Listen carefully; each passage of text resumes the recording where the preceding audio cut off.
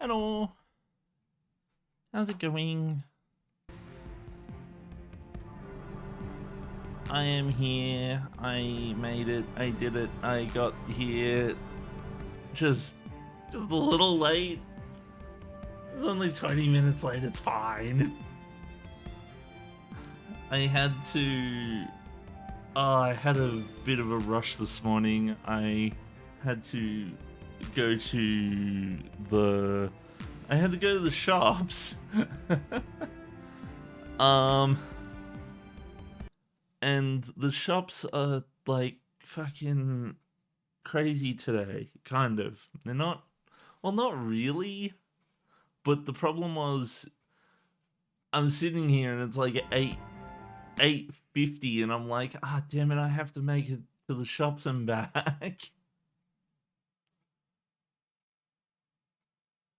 um oh my goodness, there's a bunch of stuff on my screen right now.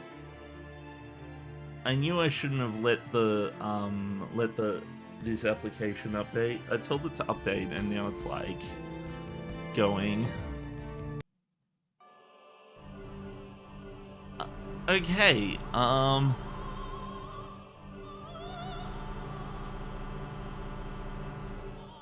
what should I do? Okay. Okay, I need to bring up the paint thingy. What I love about Discord is that right now it says, "Oh, playing BlazBlue, not sharing," and I'm like, but is that really true?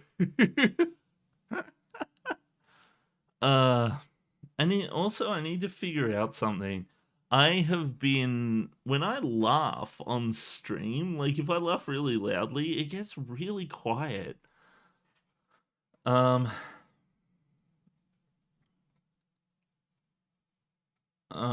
and I'm trying to figure out why that happens.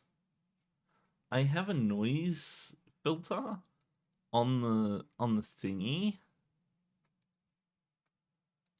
Like I've got a filter on the mic which is good suppression. Sorry, noise suppression. There's like no options. Noise suppression. Good quality or low quality. What the fuck?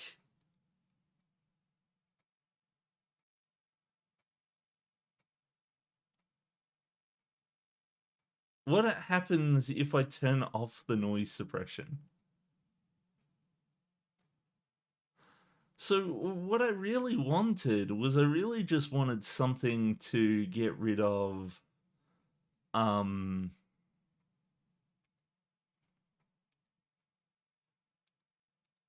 what I really wanted to is to get rid of the thingy. I wanted to get rid of like background noise and stuff like that. If I get rid of the noise suppression,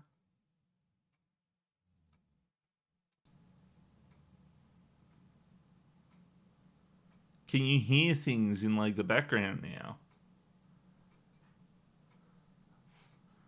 I wonder.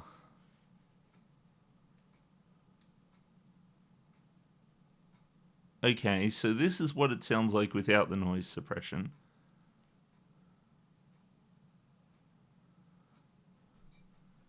I can barely hear anything.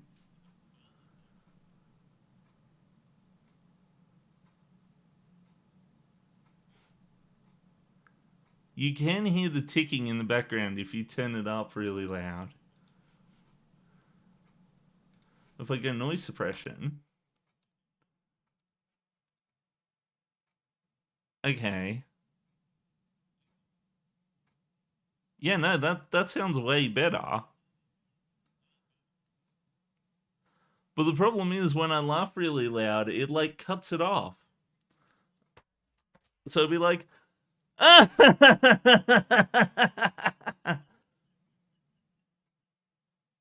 Okay, so apparently that's not loud enough. uh Well, I'm dumb. Hold on, hold on. Ah! Yeah, so it does that. And I don't know if that's good or not. It's good for when I yell at it. It's not good for when I have a laughing fit and it cuts it off. Hi Lemon, how are you? Have a good lurk.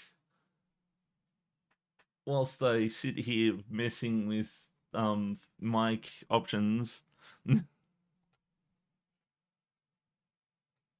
I genuinely thought that there would be like options. Like maybe noise suppression only down low. But no, it's literally just like low quality or high quality. What a rubbish. Yeah, damn it. I'm not gonna worry about it today. It's but anywho, I suppose whoa, that's loud. That's probably because I had the thing turned all the way up.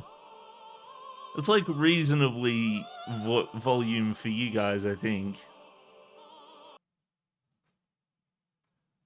Yeah, no, that sounds fine.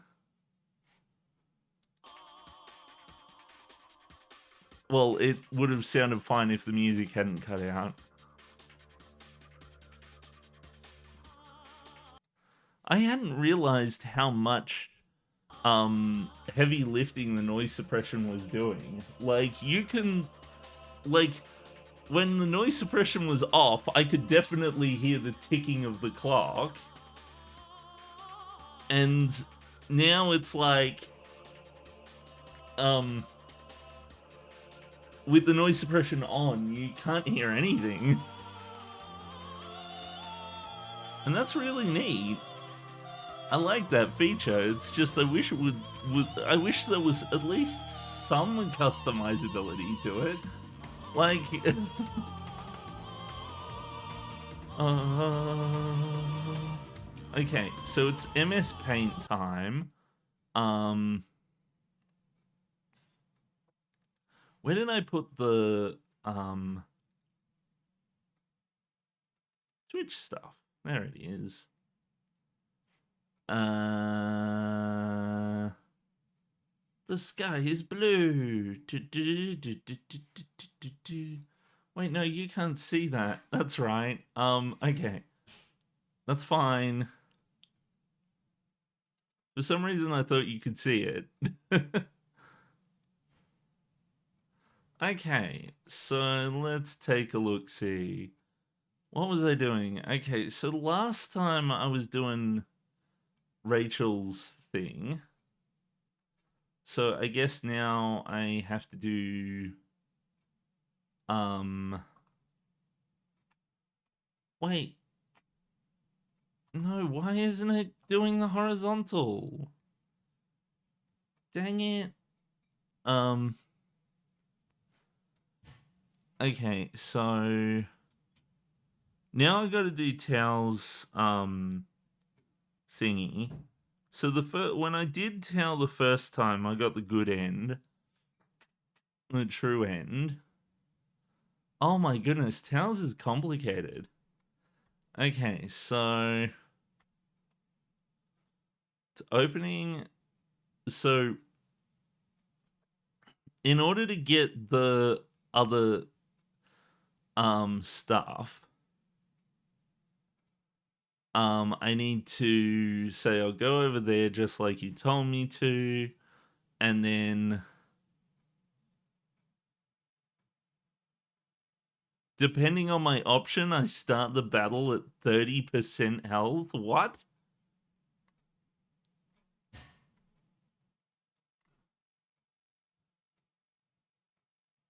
Okay, well, I'm glad that I read that.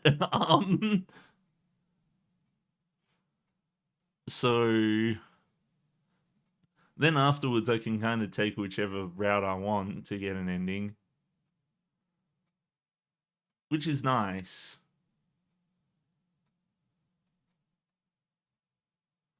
It looks as though there's 2 options. Making it so that it asks you a question and then it's like, ah, yeah, you start the battle at 30% HP is really dumb.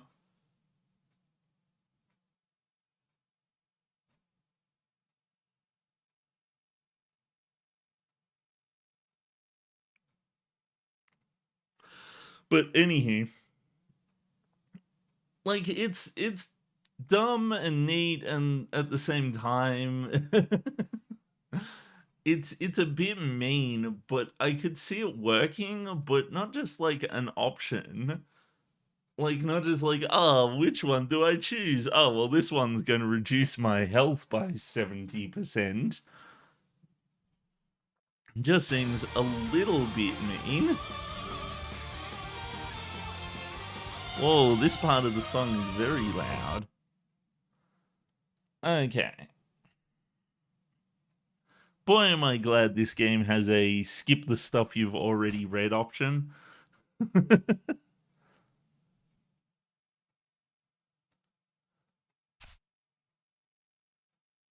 I'll go over there. Like you told me to. Yep. Something smells really good. Okay, lured in by the delicious scent, Taukaka wandered towards a restaurant. When she looked inside from the window, she saw a man with white hair. The smell seems to be coming from here. Meow. Meow. Yes. Okay. Meow. That meat, it looks so juicy. Wait, did I do the last tips? I think I was supposed to do the last tips. I'll do it after I go through Tao's stuff. I'm starving.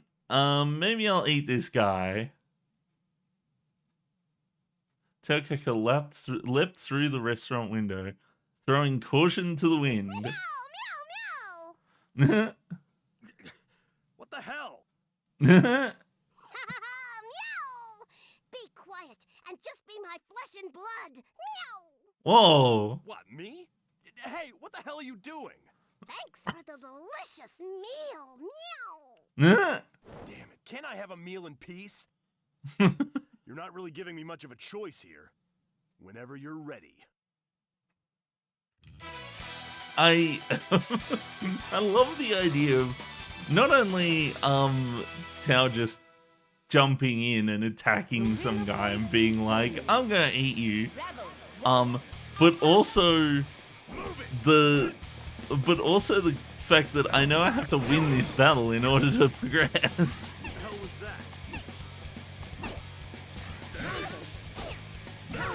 that? No! My strategy of throwing things at him didn't work. Ah!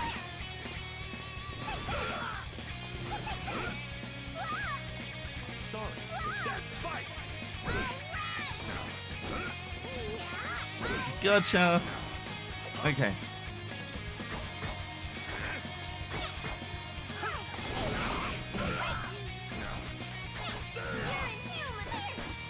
You're inhuman!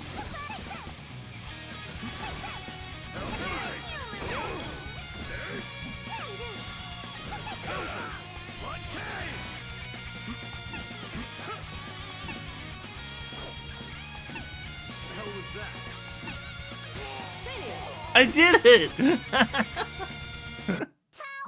won! I'll take that meat as my prize. What? Are you that hungry? Whoa, are you a psychic or something, white guy? Your whole body is screaming, I'm hungry. You could have just asked. I would have let you have a bite. Really, white guy? Yeah, really, so let go of me. And don't drool on me. Listen, just have a seat right there. The meat ain't going anywhere.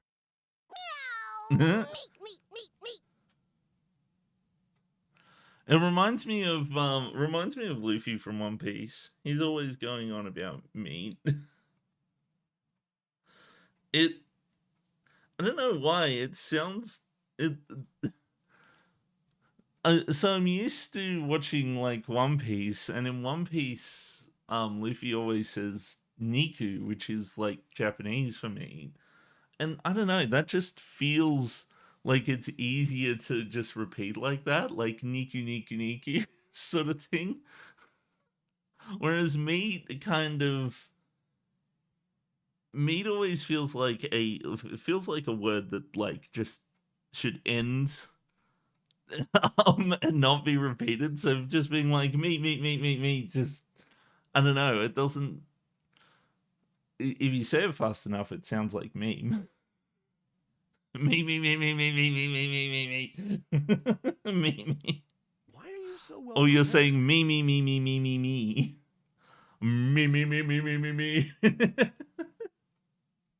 Why are you so well prepared? Ragnar, half impressed, reached in for some meat I tend to himself. forget a lot of things, but I don't think I'll ever forget your kindness. That was the moment that Ragnar shot to the top of Taukaka's list of good people. I don't need your thanks. Just go already if you're done. I can't go home yet. Tao still has a mission to fulfill. Mission, huh? Well, ain't that something? Good luck with that. Thanks, meow. In order to fulfill my mission, I need food. Food, meow. Yeah, you need food. Steam rises from the steak on the plate. The savory smell of meat fills the air. All Taukaka can see is the meat. The hot grease, the delicious juiciness. I'm diving in, meow.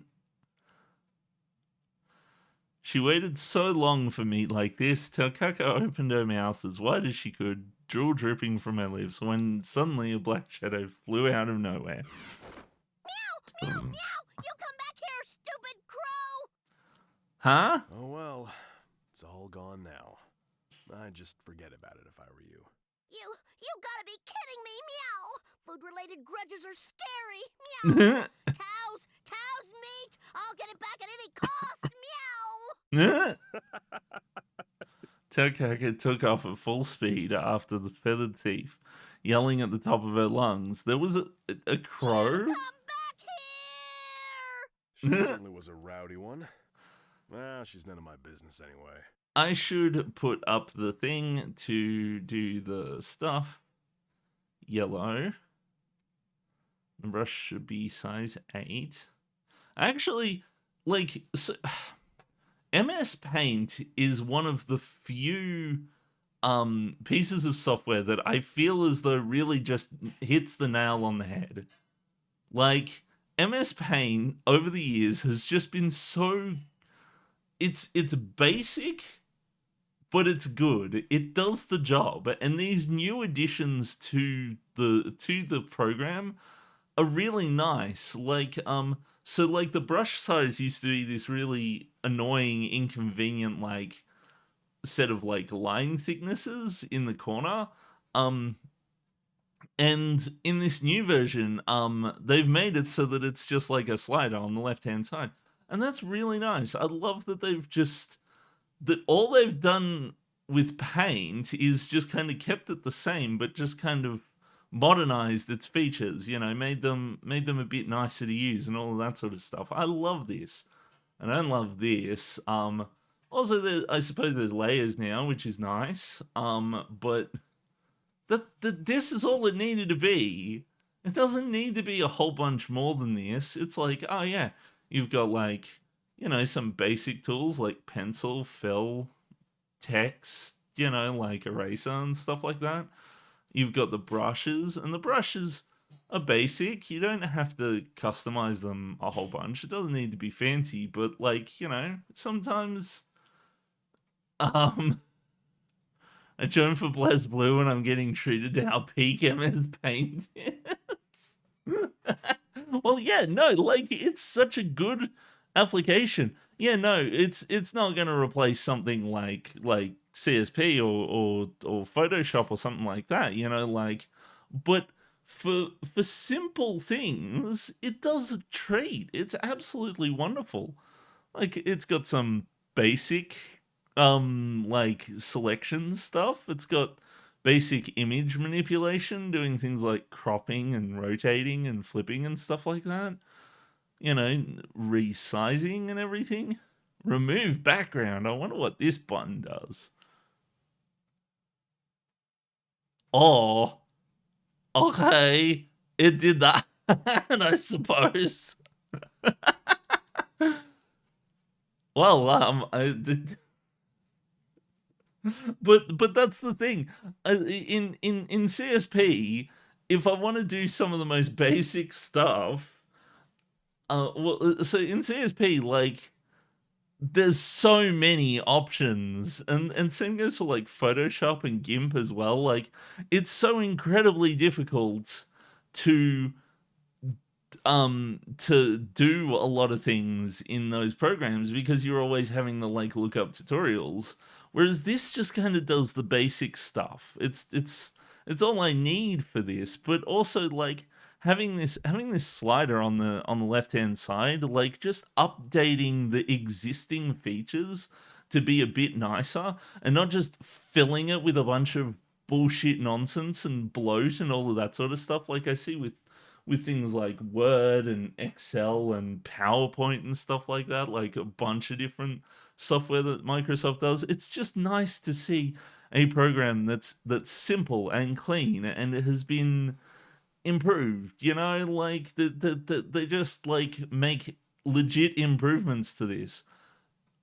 I and the fact that it stayed like this, that it stayed so simple and easy to use for so long, is astounding to me. Like, I expected it to become a bloated piece of nonsense like decades ago. Like look at how simple this is. It's like, yeah, sorry, cut copy and paste, easy. You know, like, I can zoom and there's some basic things, but that's all it needs. I can do some importing and stuff like that, but like, in comparison, if I open up CSP, right, and this isn't like a slide against CSP. It's like CSP's a different kind of software, but like, if I add in, let's add in the capture for CSP. Holy Jeebus, there's like a million of them. Like, immediately, right off the bat, like, look at this.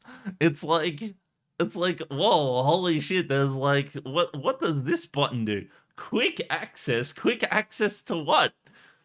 Okay, like, well, like, I okay, so I want to like add a thing, right? And it I press a button and it gives me all of this shit. And in Paint, if I was going new, it's like, do you want to save this? Yes. And there we go, done. I can draw now. It's Paint. Whereas CSP is just like, oh wait, no, you can't see that. Hold on. It's because things in the way. Actually, this should be like way lower, as it's like gonna get in the way of chat and stuff. So like, in Paint, right, if I click new, it's like, do you want to save? And it's like, nah. And then it just makes a new one. That's it. That's all I needed. And then from there, I can do some basic changes to the canvas, but it's fine. That's all I wanted, was just a canvas to paint things on, right? Just hit new. It doesn't even ask me like what size of the canvas. It just takes the whole canvas. You know, like that's neat. But then in CSP, it's like it hasn't even captured that. I have to tell it to capture null, what? There's like a million different things it could capture. And none of them are showing the thing. Maybe I need to make this a display capture instead. Display capture. Display. Let's just add my tablet down here. So this is what it's shown up, and it's such a complicated mess. It's like, do I want an illustration? Do I want a webtoon? Do I want a comic? Do I want to show all? Apparently, I want to make a show all comic settings. What? Turn this on to create a comic file. What is it? Okay. Oh, animation. Okay. Well, that's neat and all, but I suppose illustration, and then like I got a paper color and all of this sort of stuff. Create an animated illustration. What? No, so what width and height 112? What? No. Wait, no, that's too much. Okay, well, it is a little preview to tell me how big it's going to be. Okay, so I've added this, and now it's like, oh yeah, I just want the brush tool, and there's so many fucking tools here. And then when I pick the brush tool, it's like, look at all these settings, and I can like customize just about everything with this. This is like a Visual Studio for artwork, and like there's like this is how I select the brush sizes in CSP. There's actually a cheat for it where you can that I learned the other day where if you hover over it, right? Oh wait, why isn't it drawing? Come on. Oh, it's because it's because I've got the white. I should take this display capture and put it under like everything so that you guys can still see things. But yeah, if I want to, so it's defaulted to white. Now there isn't like a palette I can see. Oh, there's the palette. Okay, so if I want to do yellow, there we go. There's my yellow. And now I can draw. Okay, but it's weird. Like, so like in Paint, if I wanted to draw a yellow brush, and yeah, I've drawn it. But what's happened in CSP is you'll notice that when I draw in CSP, it like lags behind, and the reason why I can't do like a zigzag very well. And the reason why is because I have the stabilization turned on 100%, so I have to turn it down to 0%, and now I can do the zigzag easy. And okay, now we've done an illustration. It's now this isn't like a slight against CSP. CSP is very clearly built for people to do like artwork at a professional capacity and all this sort of stuff. And don't get me wrong, like I actually really like CSP. It's really nice just paying one time for the thing. But like there's so many options. Like I've got all these like filters and stuff, and look at this. It's like it can snap to grid. There's like ruler bars. There's like in there's like all this stuff to do with like layers and masking and there's a whole thing for animation and like all these different like advanced fill. What? in in in Paint, it's just like, oh yeah, here's a bucket, done. whereas no, CSP has advanced fill where I can use blending modes and anti-aliasing and all enclosed areas, including transparency, or except transparency. There's like tolerance, there's like reefer mode multiple, like fill up to vector path. What? Like I know that these features are probably like useful to some people, but like this feels to me like what like just like as if they just kept throwing features into it. That being said, CSP is actually really nice. In comparison to something like GIMP.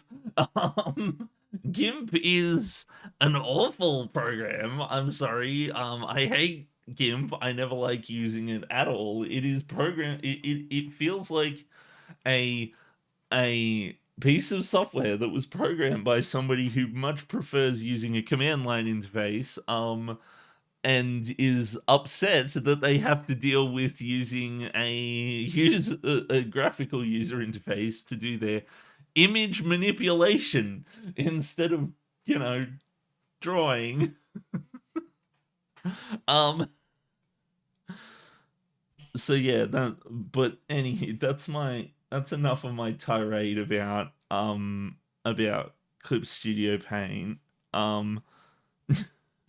Well, not Clip Studio Paint. Clip Studio Paint has just gotten caught in the crossfire. I was supposed to be talking about Paint. Like, and this is the thing: is that Paint is just simple, and that's all it needed to be. And the fact that there's this button here really upsets me right now. I want it gone. I want to remove this button. I would. These are the options in Paint. This is the only option you get. You can either set it to light or dark mode or follow the system settings. That's it. This has to be the most useless button in the whole. Like, I suppose, like, they could have just made that a toggle. But yeah, no, if Microsoft, so Microsoft, here's my feedback on Paint. Wonderful. I would give it 100 out of 100 if it weren't for this button here. If you remove this button, then I'll give it 100 out of 100. But until then, it gets a 0.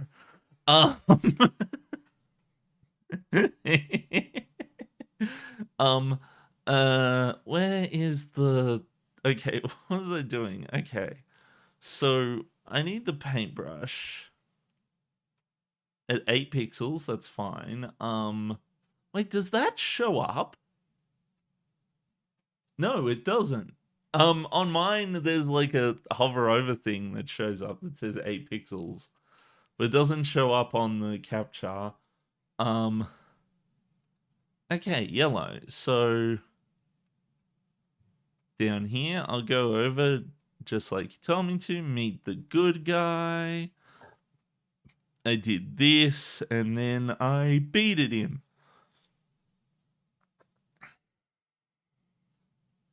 That is going to lead me down here. And, well, I don't want to look at that option because it doesn't actually have any bearing on my health this time. That means, like, but yeah, no, just to be clear, like, so when I say CSP is like the Visual Studio of like art tools and stuff like that, I really like Visual Studio. It's actually like one of my favorite IDEs. It's actually like it is bloated. There is a lot of stuff that could probably be cut out of it, but it's so versatile. It's so useful. Like like Visual Studio is just like, oh yeah, I can do things like remote debugging, and I can there's like all these things with like advanced breakpoint stuff and tools for figuring out how much memory you're using and profiling how fast the CPU is going, and it's got Git built into it, which at first I didn't like the Git implementation in Visual Studio, and it still has its issues, but it has grown a lot on me. They did an overhaul of the Git functionality in Visual Studio a couple of years back, and it is way better than it used to be. Like it used to be terrible. Like it I used to hate it, and I would use something like TortoiseGit instead. But now I really like um now I really like using it. It's a lot better. It just kind of works. It just kind of lets me do the stuff that I need to do with Git. And without having to resort to a command prompt all the time. I'm sorry, I really don't like command prompts. They're it's tantamount to programming the software for me. And if I'm honest, I don't like text based programming. I think that I much prefer more visual kinds of programming. Um which is annoying because I'm one of the few people who has this viewpoint. Um I much prefer there was this thing we used back in the day called App Inventor back in like 2011 that I really liked because all you had to do in order to make your program was you just clicked and dragged elements onto like a page, and it generated the code for you. And like there was virtually nothing you could do, um virtually nothing you couldn't do um in that programming environment. Like all of the available nodes were all of the available like methods and functions and keywords were all there. All I had to do was just click and drag the appropriate ones in. I could do things like, oh yeah, I want this variable to be a parameter, so I just clicked and dragged the variable into the parameter area on the method or whatever, and it made it so much easier for me to understand what was going on, and I spent less time reading so much text. Like this is a problem I have sometimes, is that it's difficult for me to process like large amounts of text, um unless they're like chopped up, like with part of the reason why I like games like Final Fantasy and stuff like that is that they only give me a sentence or two to deal with at a time, which is really manageable for me. I like that. It's great. I don't have to worry about reading a massive block of text every so often, which is why I can get through games like this, because like it it's kind of like games like this kind of um games like this are kind of like um it's kind of like it's designed to help me read through it by making it so that there's one sentence for me to read, or like one or two sentences or something like that, and then having to press a button to move forward makes it so much easier. This is kind of like how my brain reads a book. Um, is like when I read a book, it's like yes, I have to read this one sentence and then move on to the next sentence. But it's really difficult to do that in a book because you've got this big wall of text and I read each sentence.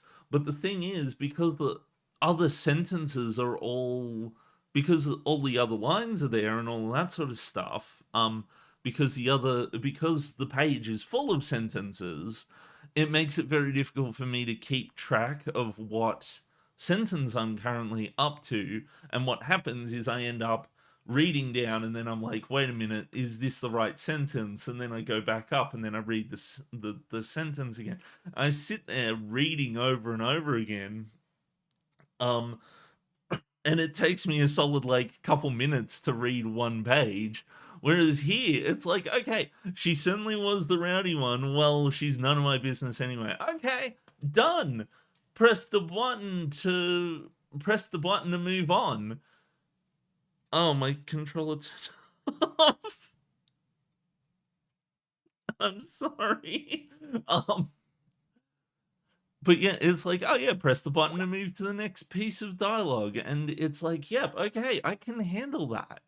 And that makes it so much easier for me to read. I want to make sure I extra save this one because this is the Meow! I lost the meat thief! yeah. Meow! I'm so hungry! I don't know what to do!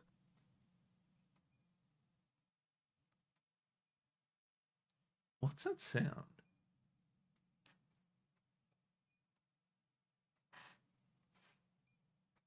It's a bird.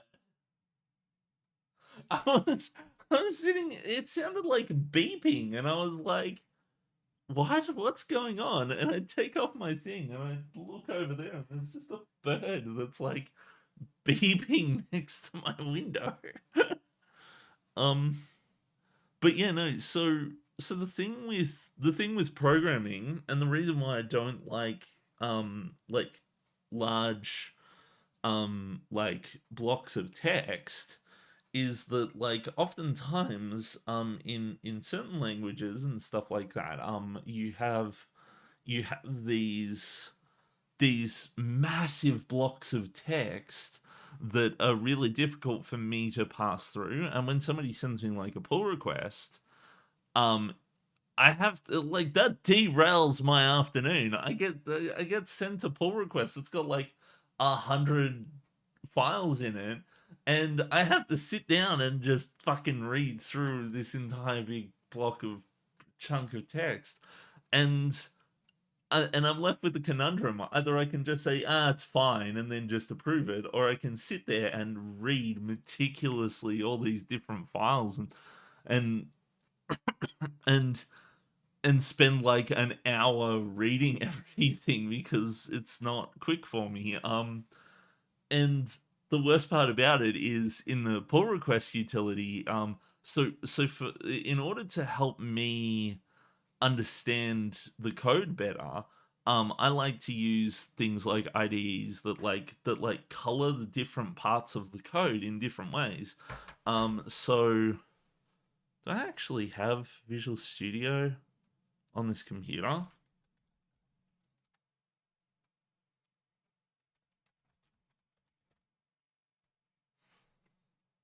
I do. Let's take a look see. I might turn the display capture on so you can see what I'm talking about. I might open up a project that I have that's just kind of my project. Good PS2 manager. Man, that brings back memories. It's been a while.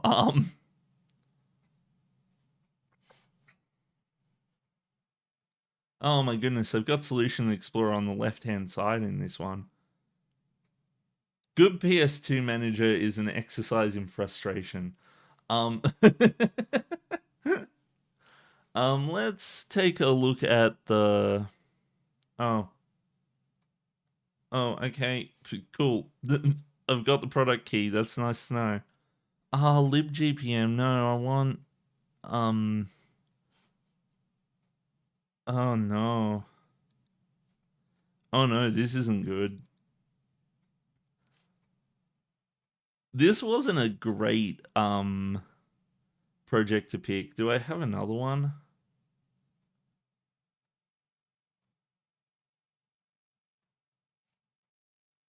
Hold on a minute. I'll pull this onto the other display. Hello, a little bit of behind the scenes shenaniganry going on. Is that the only... Let's go Visual Studio 2022. 2017. Projects. Alphabetizer. There it is. Yeah, just update it. This is a bit of a simpler program to deal with. So I'm not overwhelming people. This was one that I actually programmed up for jobs. Oh wait, no, this isn't. No, yeah, this is the one that I built for jobs. Wait, no. No, this is one that I made myself. The one that I built for jobs was a was one that like organized like ROM files and stuff like that. so just subscribed. Thanks for subscribing to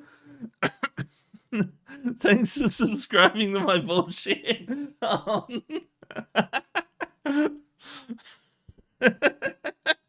It's okay. I just pull up Visual Studio.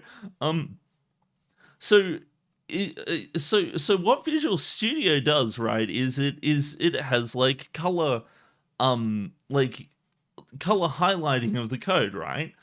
So what's really nice about Visual Studio is that it's easier for me to understand what's going on with a particular piece of code because it does things like, oh, hi Liang, how are you?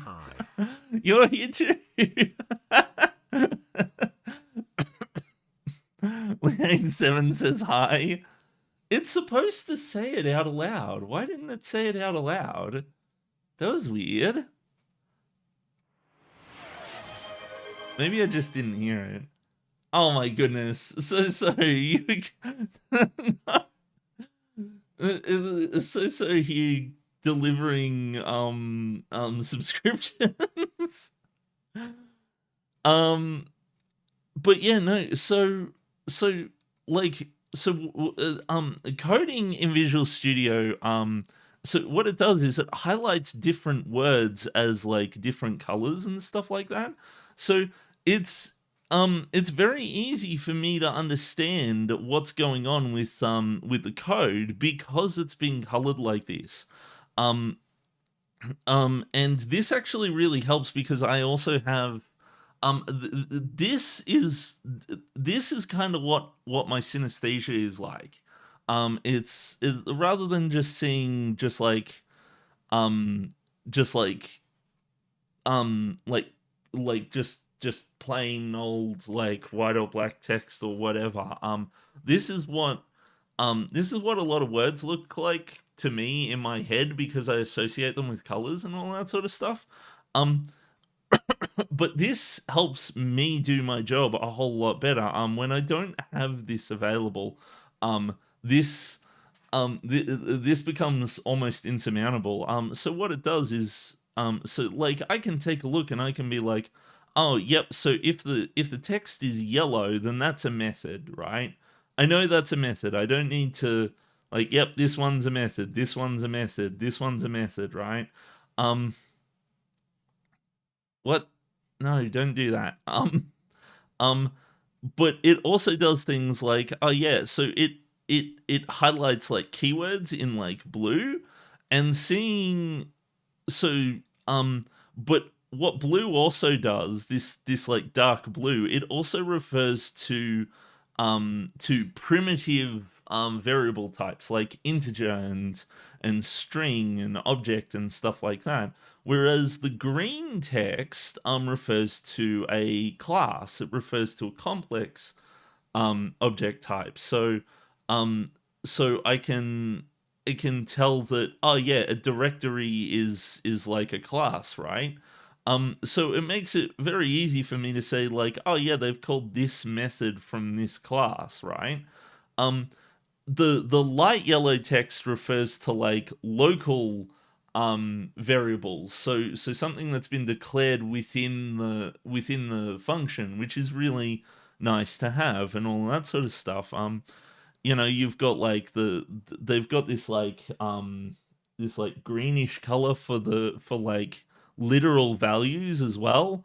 And they've got this orange color for like string literals, which makes it really easy for me to be like, oh yep, that's a string literal right there, or and all of that sort of stuff. But one thing that they added recently was they made rainbow brackets built into um they made rainbow brackets built into Visual Studio, which is really nice. So basically, it makes it very easy for me to see which scope that I'm in when I'm looking at things. So right now it's like, oh yeah, this is the blue set of brackets, but then one level down we've got the yellow set of brackets, and then another level down we've got the pink set of brackets and all of that sort of stuff.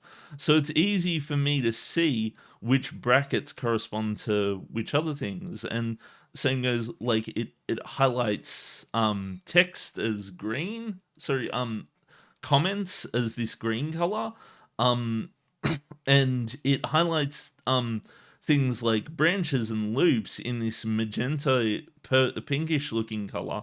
And it keeps comparators like the equals here, it keeps them in white. It keeps um properties are white as well. So if I'm like, oh yeah, so I've got a folder, I've got like an event thingy here.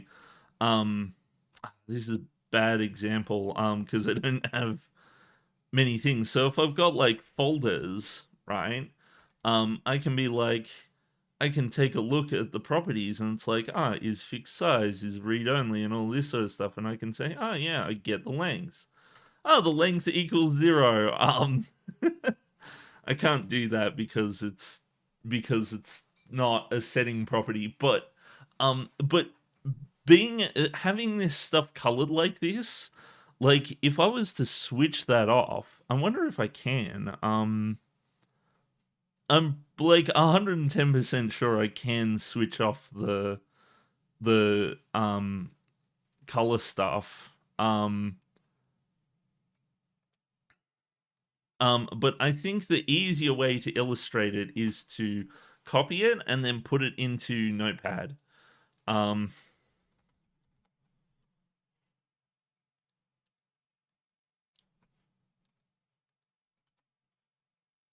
so right, can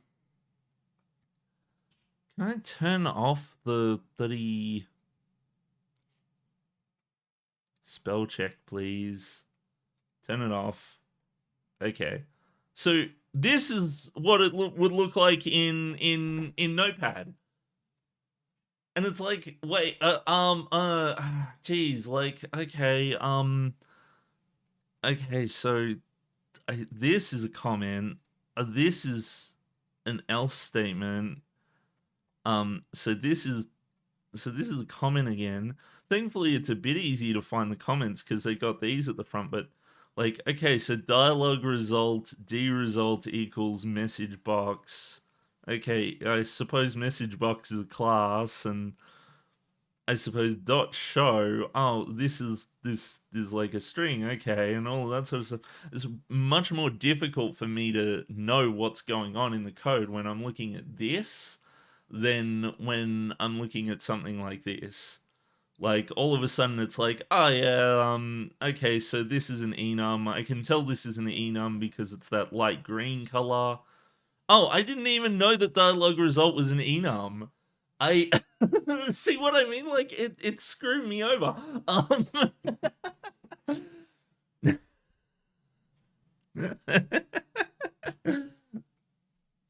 But yeah, Visual Studio is very helpful. It's bloated and it's big and all of this sort of stuff. But like coding in this is so much better. to me than coding in like Notepad. So another thing that Visual Studio does that's really nice is it helps keep my code in check. Notepad, yes. Um, so Visual Studio helps keep my code in check. Like right now, it's telling me these usings are unnecessary. So what it does is it it darkens stuff that it finds as unnecessary or could be fixed. It also gives you these little things like naming rule violation and stuff like that.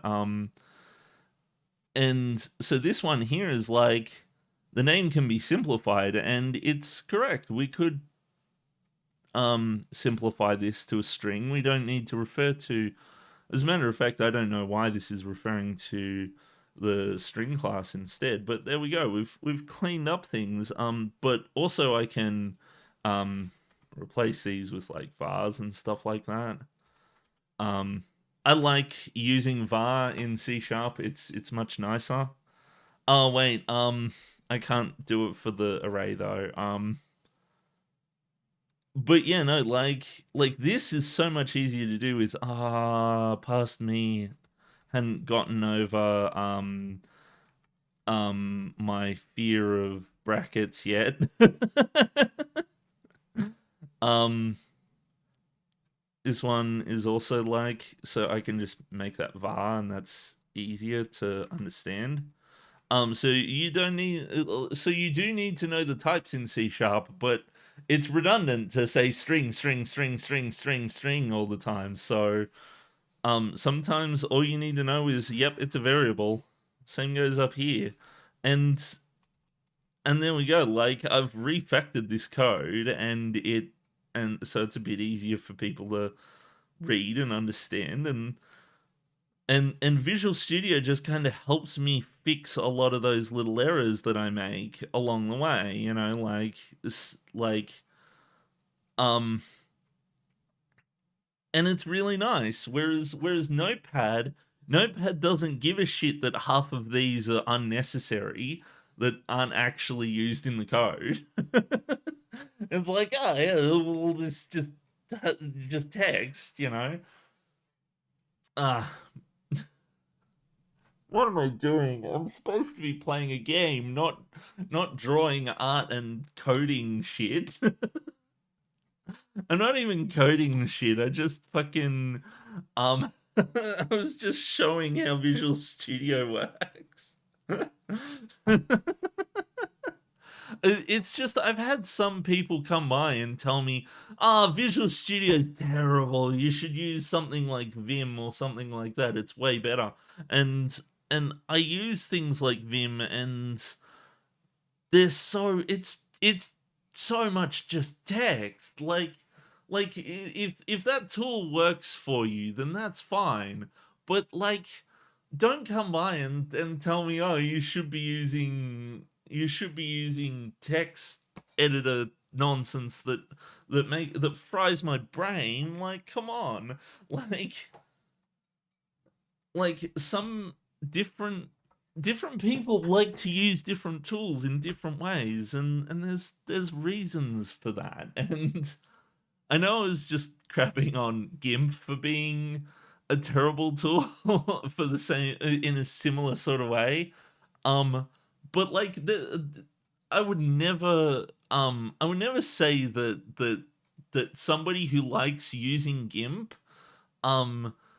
should use Clip Studio Paint for d- digging myself a hole here. I would never suggest that somebody who really clicks with GIMP to use like, I would never force them to use something like Clip Studio Paint or Photoshop if it's not working for them, you know? Like, and people come by and tell me, Visual Studio is a big bloated mess and I shouldn't use it. And I'm like, but it helps me do coding a lot good. And stuff like Vim and Emacs and Notepad and all these other things is just like there's a bunch of different coding environments. There's things like IDEA and Eclipse for like Java, and there's well um Ideas stuff is actually really good. There's things like all the different engines with their own proprietary scripting languages, and then there's JavaScript. Um, so JavaScript, so it's fine. So like I don't mind Visual Studio Code as well. Visual Studio Code is really nice. But the thing is, for me, like I understand that Visual Studio, like normal Visual Studio, has a lot of bloat, but it just helps me. It works. It clicks for me. It's why I like using it. Um, you could probably get rid of half of the application, and so the thing is like Visual Studio Code is like the MS Paint of coding. I actually really like Visual Studio Code because it gets rid of a lot of the bloat that normal Visual Studio has, and just kind of makes things clean and simple and easy, and I like that. But then when I'm at work and I need professional stuff and I need to actually like do a lot of like do a lot of heavy work, that's when all of a sudden MS Paint isn't good enough to do my artwork, and I need a tool like Clip Studio. Um, and that's the thing. That's a tirade I went on about. Okay, back to the game. I promise. I'll stop ranting and go on about a game instead. I will go on about the pumpkin in the background of this.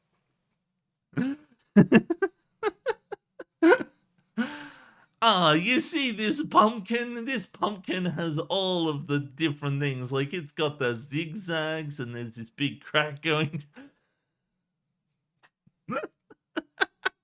Ah, ah.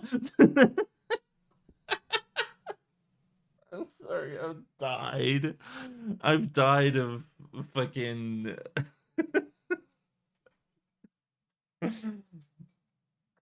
This is my life. It's a life of disorganized messes. But anywho, time to go on. Taukaka walked down the street, dejected. It wasn't long before she found herself in a strange part of the city she's never seen before. Huh? I wonder where I am. Meow.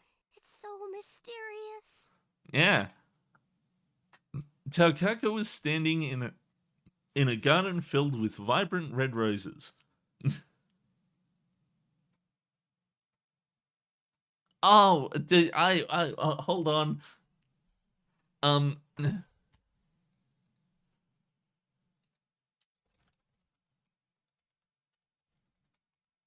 why is it keeps going to the wrong thing?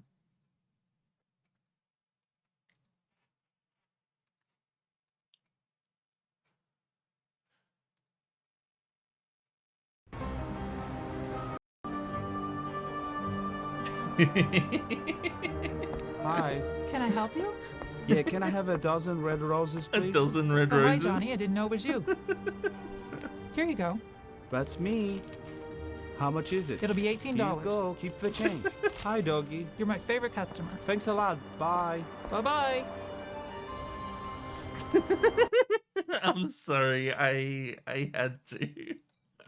I love that scene. Can I get a dozen red roses, please? It's like, oh hi doggy, you're my favorite. That's me. customer. How much is it? It'll be Hi. Can I help you? Yeah, can I have a dozen red roses, please? Oh, hi, Johnny. I didn't know it was you. Here you go. That's me. Oh hi Johnny, I didn't How know it much was is you. it? It'll be Here $18. you go. Keep the change.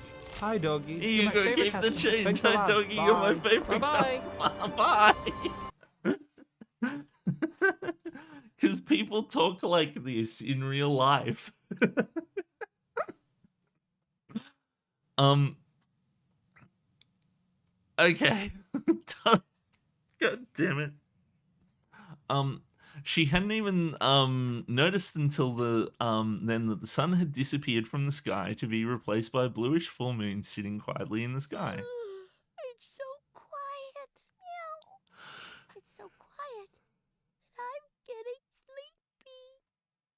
Let's go for a sleep. A simple, elegant castle stood in front of her, illuminated by the cold moonlight. Taukaka curled up in the center of the garden. The moonlight had made her so sleepy. No! Who just stomped on Tao's tail? Ah! Oh, what a pathetic stray. Wow, way to be mean. She was a beautiful pale girl holding a large umbrella.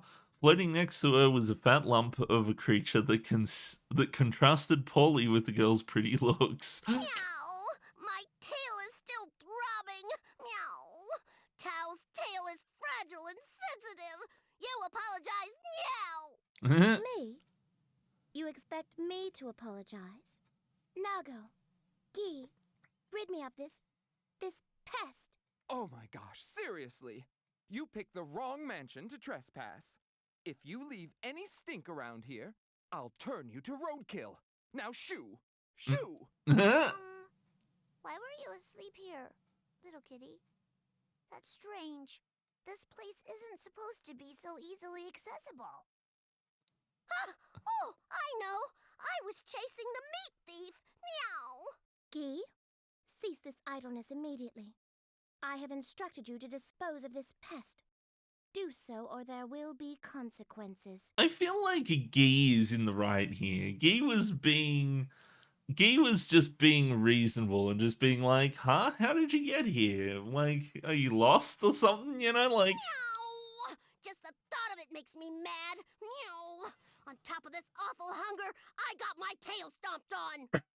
Yeah, to be fair, like, how rude can you be to just stand on someone's tail and then be like, why are you here, you pest? Go away. Like, I'll never forgive you. Give me that steam bun flying over there instead. Meow, meow,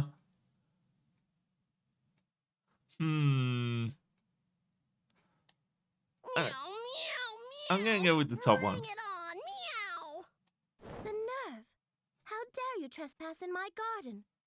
You grate on the nerves. Clearly you require training.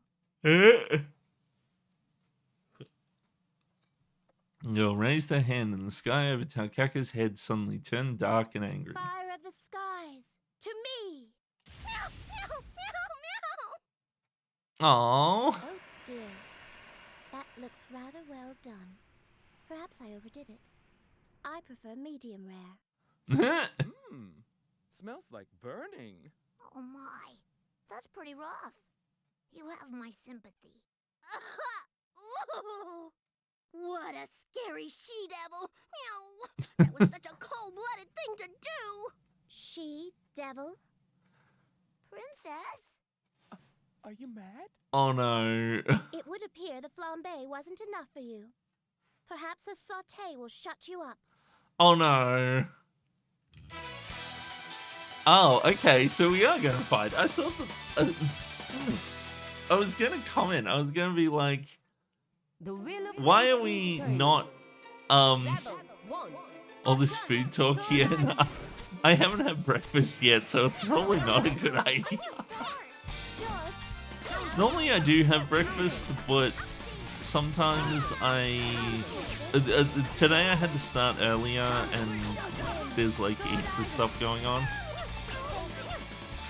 So that is the thing. I do have to end the stream a little bit earlier than I normally do. I'm ending it at about 1 o'clock because that's when people are arriving. So, and as fun as staying in my room streaming whilst all the people are around is, I'd rather actually be at an event, especially one that's being hosted at my house.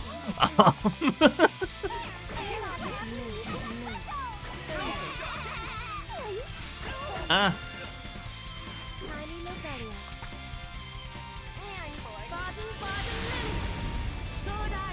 Ah.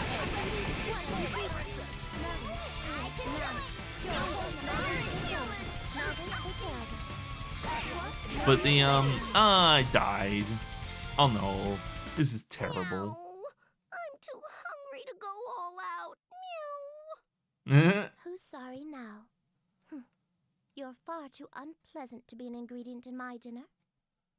Valkenheim, How may I serve you, Madam Rachel? please dispose of this filth. As you wish, Madam Rachel. Is this a game over? Suddenly there were hands around Taukaka's neck, and she was flying through the air straight towards the ground. Oh, Tal, welcome back. Huh? Whoa, her face is buried in the ground. Help me dig her up, everyone. Okay. So I decided to go down this route. Oh, it is a game over. Ah. I was hoping it wouldn't be a game over. Ready, set, pull!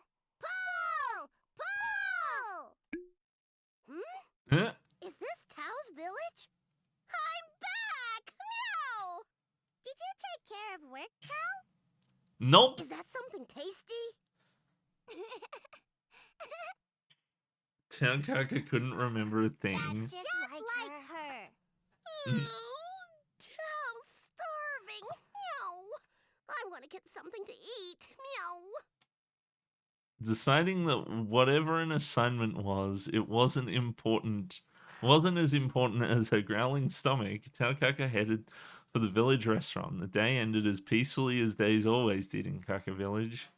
In the Kaka Village.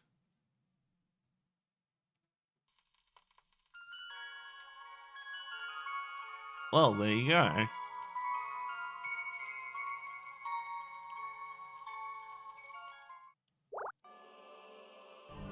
Game over. So sad. Meet the strange rabbit. So, I'll never forgive you.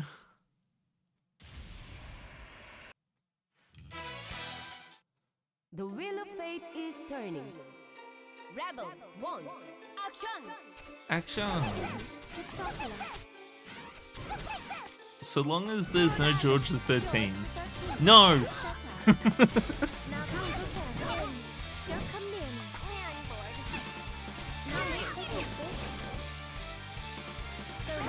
No, don't electricity. Not gonna lie, I wish I was playing as Rachel right now, because I had an easier time with Rachel.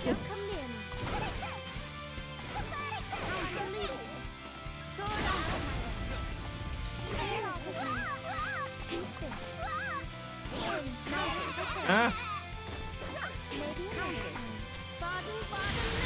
No!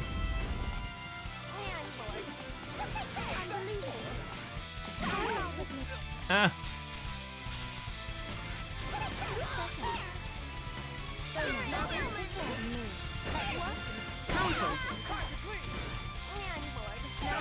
No, I was trying to do the button thingy. Meow. I'm too hungry to go all out. Meow.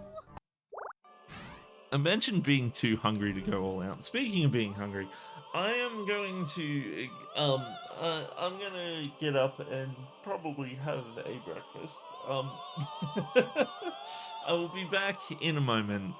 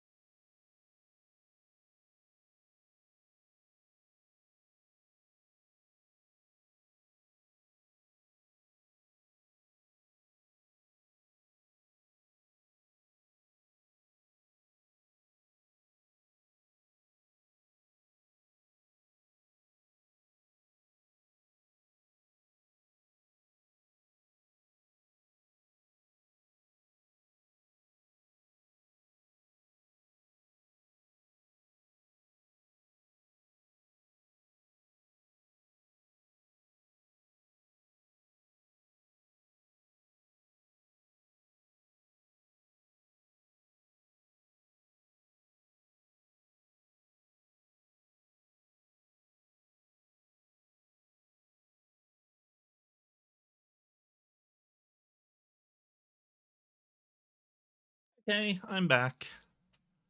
How's it going? My controller is not turned off.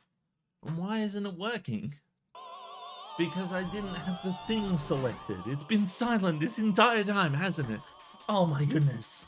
This is unacceptable. Silence.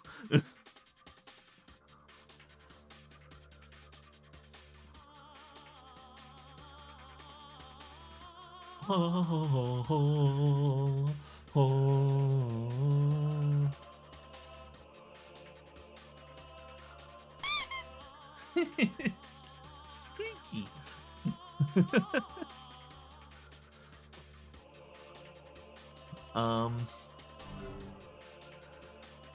I have to do this. I'm having a difficult time with this fight, not gonna lie. I'm glad I picked the top option because it means I don't have to think about picking the option when I redo this. Okay.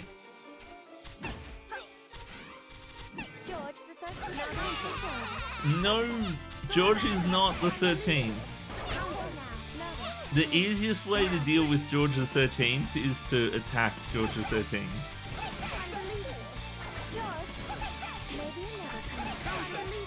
Ah, run away.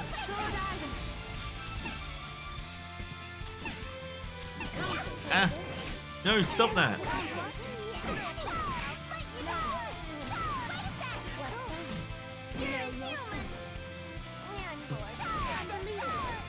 I love the way that one of the things that Tao says is just, yeah, I'm bored.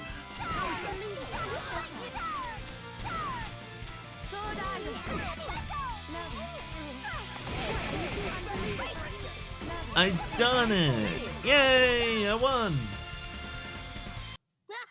Winning is always nice. Except for when you win the death lottery.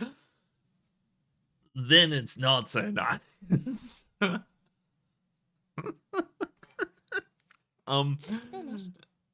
Then perhaps you should leave. No. I will. Meow. I wish to change and have a cup of tea. Valkenheim, How may I serve you, Madam Rachel? this feline assailant has exhausted me. Please fetch a fresh set of clothes and... Wait. No, don't skip. Yep, okay. I dropped the controller. It's fine. Something on the ground has attracted Rachel's attention. It was a piece of paper with a drawing of an evil-looking man on it. Valkenheim picked it up and handed it to her. You are looking for Ragnar. Meow? Ragnar? Ragnar? Oh yeah, I am! Meow! Rabbit person, do you know who Ragnar is? If you do, please tell me where he is. Meow! Rachel quietly pointed to the east. Oh yes, I believe I saw him over there. Princess, that way is... Over there, huh? Thanks, meow! Meow! Oh, goodness. You hit her right out of the yard. Wow! Hats off to you, Princess. You're so clever. What did you say? Nothing. Such pedestrian interactions are quite tiring. At least these common people have kept me entertained. Now, Valkenheim, my tea and clothes, if you don't mind. As you wish, Madam Rachel. Guy, take 100 laps around the garden. Wait, what? Huh? What for? I grow bored. You will entertain me. Huh? Oh, that's not entertaining at all. Imagine being entertained by watching somebody run around in circles for 100 times. Okay, so now I'm going to go for this one. Ouch. I think my butt got squished. Mhm. Where am I? Meow. Excuse me, you there! Where did you come from? Huh? She was a young girl in a blue hat. She looked angry, but Taukaka had other more important things to worry about than angry girls. Who are you? Meow? I'm Lieutenant Noel Vermillion from the NOL. And you are? Tao is Taukaka. Meow. Tao Kaka? Huh. That's a name you don't hear every day. Yeah, I'll see you around then. Hey, wait. The NOL is currently searching for a vicious criminal, Ragna the Blood Edge. Hmm. Do you know anything about this Ragna the Blood Edge? No, I don't know Blood anything. Edge? What's that? Meow. Let's see. He's a man with a face like this. Takaka looked down at the picture of the evil-looking man with white hair. Oh, I know him. He gave me some food. Hmm? Really? So, he isn't too far away from here. I must go capture him immediately. Meow. Meow. Why are you trying to capture a good guy? Hmm? Good guy? That's not right. You said he gave you some food. But what's your relationship with Ragna the Blood Edge? Something's fishy here. Tao isn't fishy. Meow. Not only are your breasts flat, but you're also boring. What is with this this game and its characters and its obsession with Noelle's breasts? Like with it like every chance they get, like they're not even that bad. Like come on, like stop being mean. Like this is ridiculous. Sometimes I genuinely wonder about the people writing these games. I really do. Like, Noelle blushed and quickly crossed their arms across their chest.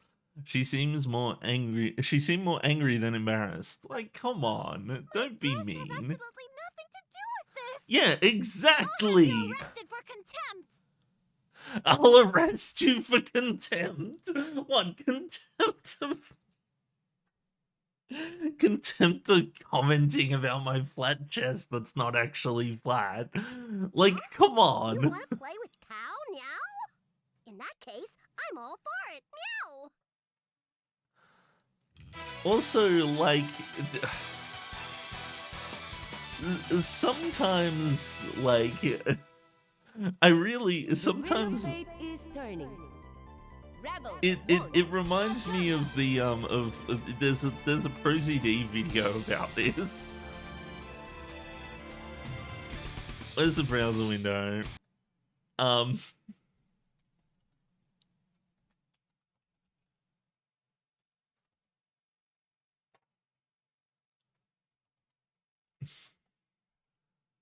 Is it anime fans? This one.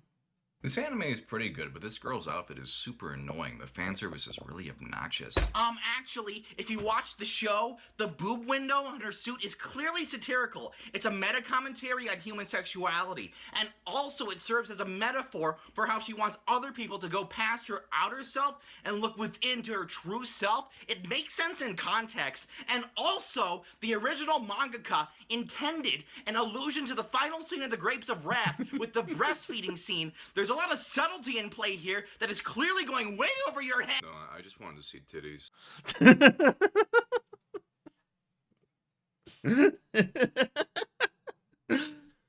See, that's how I feel about this particular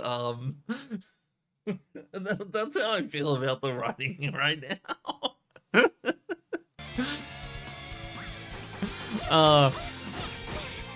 Like, whenever Noelle's involved, that's what, like, there's so much talk about it. The same with Lychee as well. Lychee's just, like, the opposite.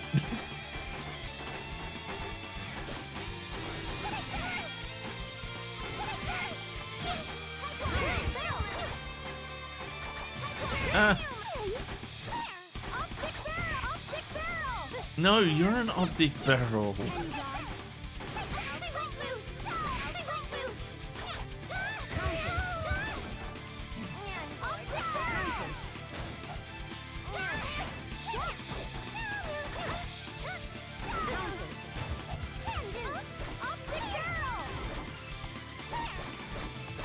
Wait, there's a button that just does that?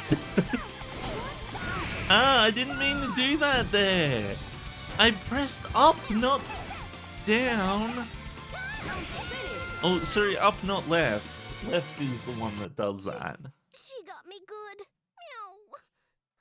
I can't believe Oh, someone with such small breasts beat me up. oh my god. Stop saying that! Yeah. Now, get moving. You'll get to talk when we arrive at the station.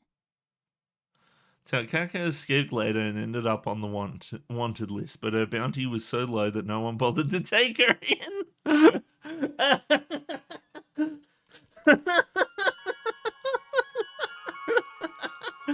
I love that the bounty... I love the idea of someone's bounty being so low that no one even bothers. Ouch. I think my butt...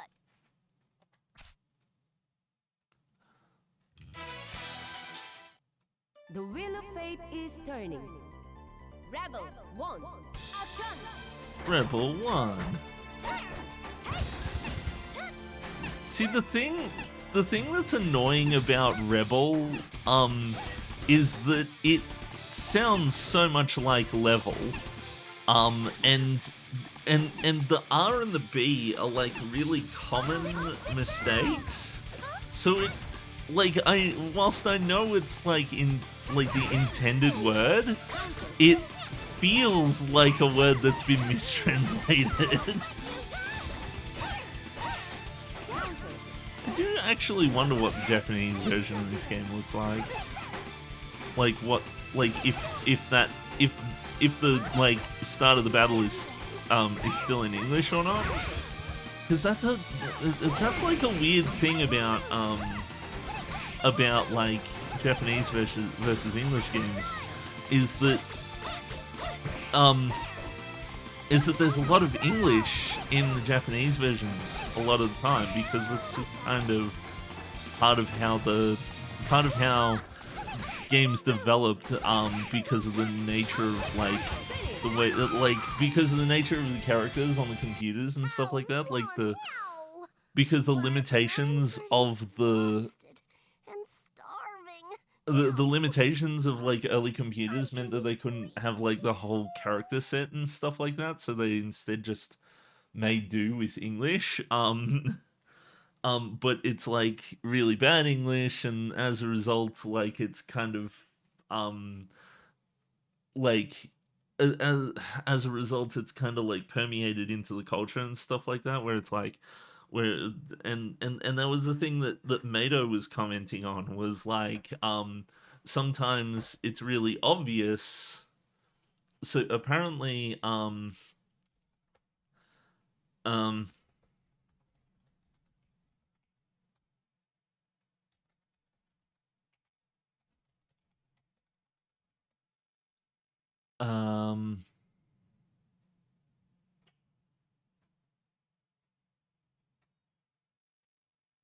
I don't think there's actually an article about it.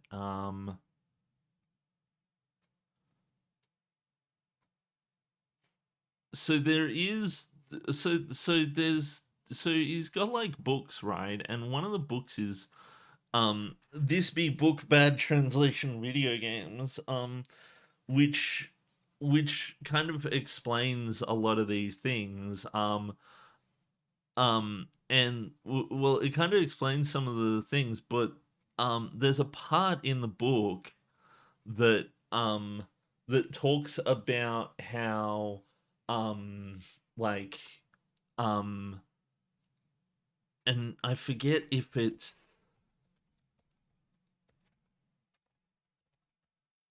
Legends of Localization. The book is, the thing is I forget. Wait, no.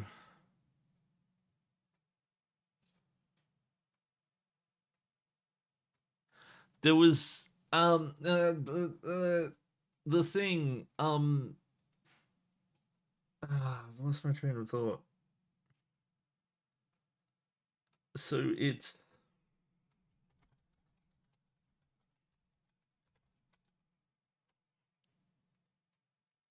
Games with famous bad translations into Japanese. Yeah.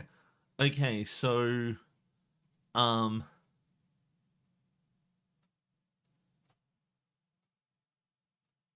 so he talks about some of the different like um things here. This is probably one of the most infamous and wide known bad translation quotes in Japan. Originates from the Japanese version of Stun Runner, an old Atari game that was developed in English first, right? And the actual phrase is koin iko ireru, and is supposed to mean insert coin, one of the most common arcade game phrases of all time. Japanese players are already familiar with the English phrase and see why here.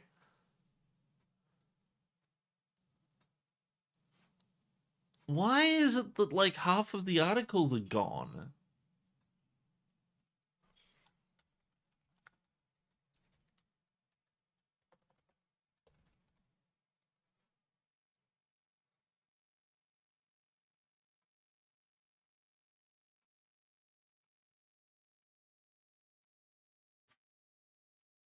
Wait a minute, what's this image?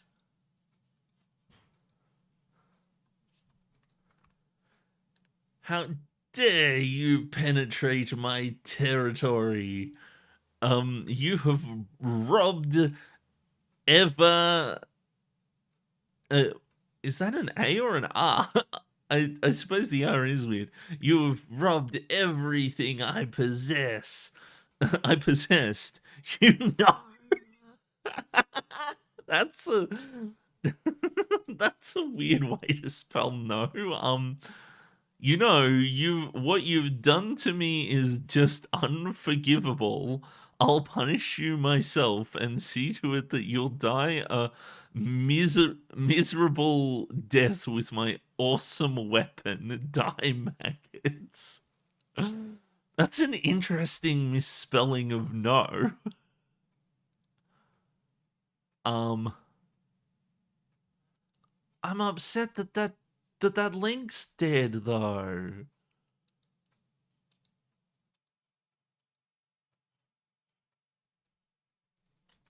Common problems.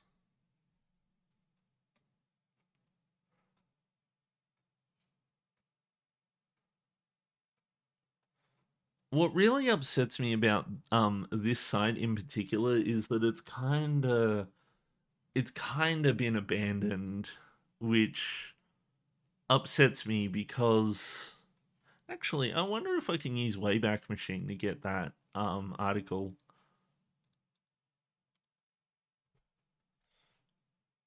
Congratulations. You help favor rescue from terror Spavin Zoo, but wait for the wrong devil. New battle challenge. You favor rescue from terror Spavin Zoo. What? Oh my goodness. Let's go way back machine and see how we go. Surely it would have been picked up. Yeah, let's go for like 2023. I'm pretty sure it'd be there in that.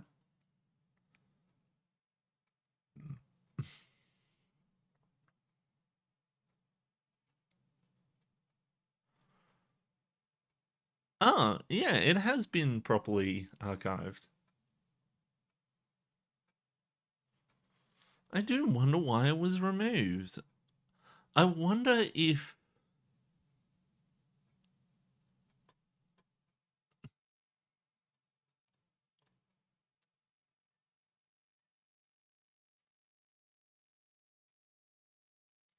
So yeah, he says that if you're translating into Japanese, then there's a common assumption that when you translate something from English into another language, there shouldn't be any English left when you're done. Otherwise, it would be incomplete translation, right? And feel like you got cheated out of the money you spent on translation, right? If you're translating into Japanese, then that assumption is wrong. English makes up a significant portion of the Japanese language today, and on top of that, English has been a major part of Japanese video games since the very beginning. So yeah, so here you've got like Pocket Monsters Blue version and things like Battle Mode and Active and Wait and stuff like that. You got a Grand Moon, but then also like even the biggest, newest Japanese games use English everywhere when Japanese could technically have sufficed. Yeah, and it's just kind of become part of the culture. Because of this long-lived connection between video games and English, Japanese gamers expect a certain level of English in their games. So when a game features no English at all, it feels very weird and awkward. Yeah, so this is apparently a thing, is this expectation of acceptance of English especially applies to menus, messages to the player, and other user interface text. So this is what I mean is like in the English version it says, you know, the wheel of fate is turning and Rebel 1 and stuff like that.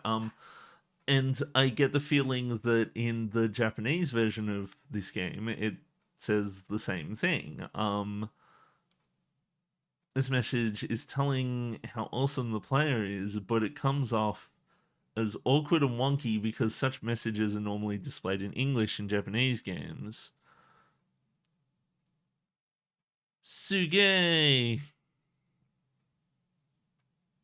Isn't it like... So,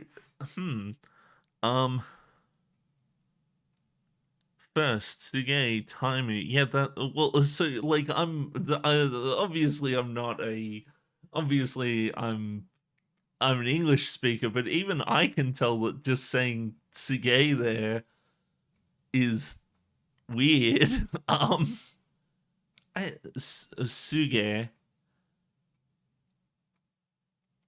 Suge. I don't know how that's, if I'm pronouncing that correctly or not.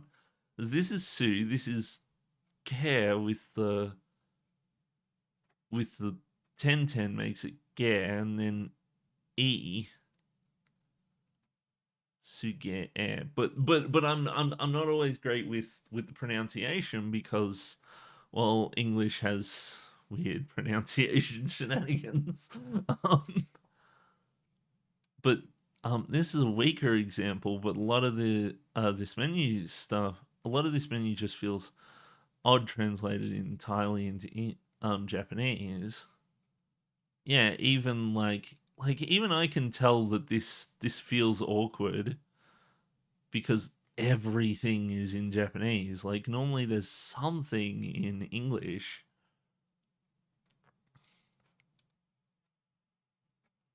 Like here, see, there's Japanese version, but there's English in the back and there's English in the names here. 1P, I suppose you could classify as English. It's not really, it's just using those letters. At first glance, you wouldn't think this game was even in Japanese. Yeah, no. Score 1 million. That's a cool amount of score to have. Um,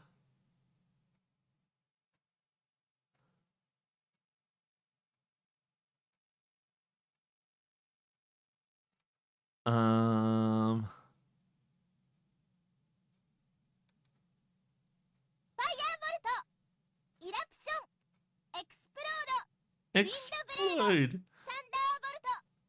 Thunderbolt.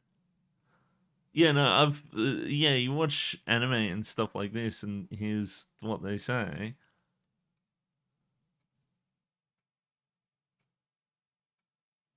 Developers could have easily used the Japanese words for fireball, eruption, explode, and all that sort of stuff, but they didn't. Because the game character don't really have any strong connection. Yeah.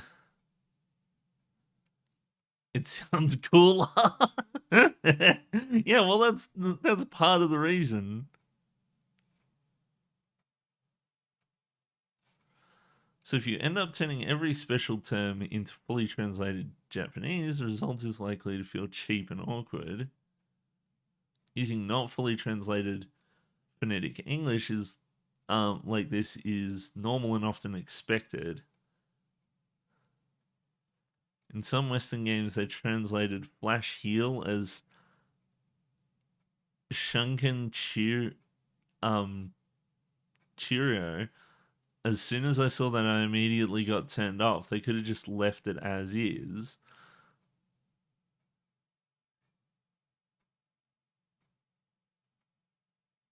Flash Heal.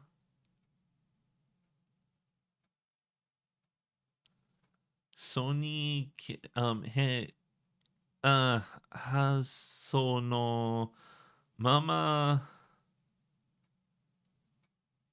Dai Noni. Okay. I'm not sure which game it's talking about. It's probably referring to Hearthstone.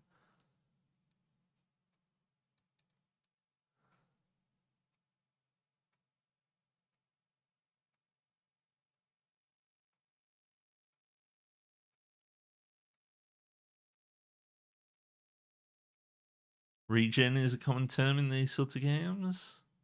It's often left phonetic, but the Japanese version ignores historical precedents and translates it out. Yeah, so I always found that amusing and interesting because it hasn't gone the other way. Like one of the things that I really realized when I went to Japan was that there was a lot of English all over the place. If you come over here, everything's kind of just expected to be in English, and if you see any other words, it's kind of like what the heck, why is it in a different language, for a lot of people. Some people get really obnoxious and complain about it. I honestly think that that's a bit mean and ridiculous. Like, there's nothing wrong with having like signs in other languages and stuff like that, but some people seem really hostile about it. But the thing is, so it makes me wonder. It makes me wonder if it's just that English has this unique property in that it's kind of like it's kind of like a language that's used a lot more internationally, or if maybe maybe it's just the circumstances I'm living under and all of that sort of stuff. But it's interesting to see the way that it's like considered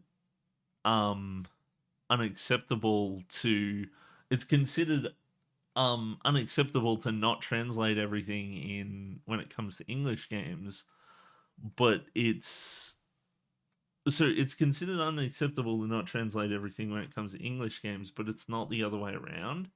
Is that they can leave things as English in other in like other regions and stuff like that.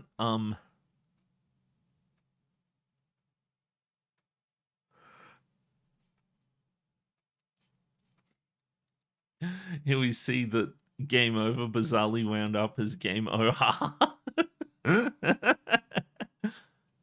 Celeste's devs blindly trusted the Japanese translation, but it wound up using a very, very taboo word in Japanese.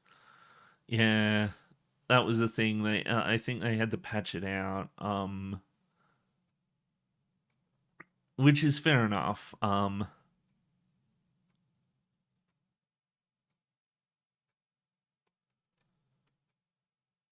But anywho, I suppose enough of that. It's a subject that fascinates me, and I just kind of wish I was better at knowing the language. Like, I just kind of wish I had the the time and the dedication to kind of get good at knowing what all the letters are and what all the and like get good at reading it and stuff like that. This is the problem I have. Is I alternate between, oh yeah, I'll do this, I'll do that, and like today I've gone on a rampage. I've gone between art programs to coding stuff to language stuff, and it doesn't stop. It's a thing, but anywho, let's. Ah, my controller's turned off again. This is why it takes me forever to beat any game.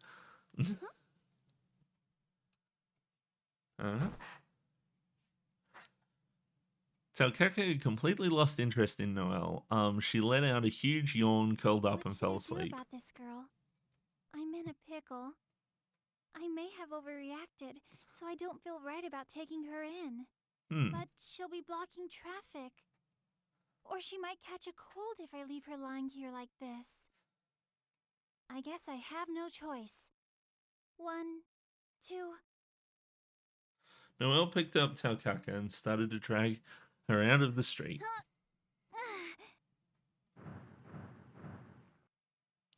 Even though she'd only just fallen asleep, Taukaka didn't wake up no matter what Noelle dragged her over. Eventually, Noelle stuffed her into a corner of Sector 5, far, far away from any prying eyes. That was quite a workout. Hmm? She should wake up soon and go home. I have to go back to work too. Are my breasts that small? Not that it matters. Their shape isn't that bad. But I do wish they were bigger. What should I do?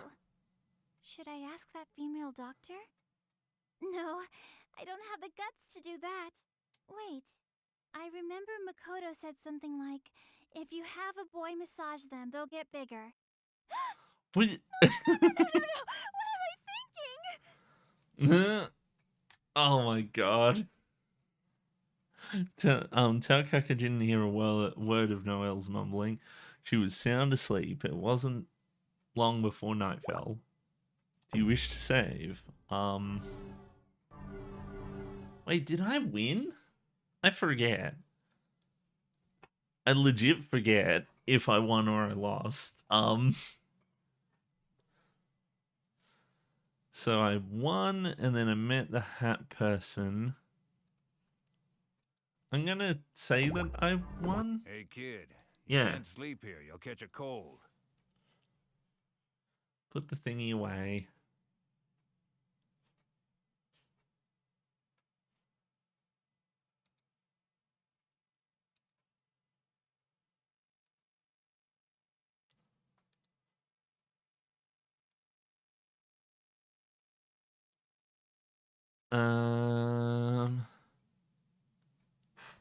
God damn it.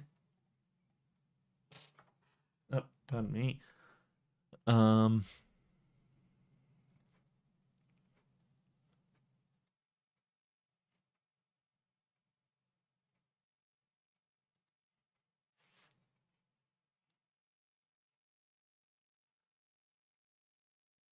Okay. You'll catch a cold.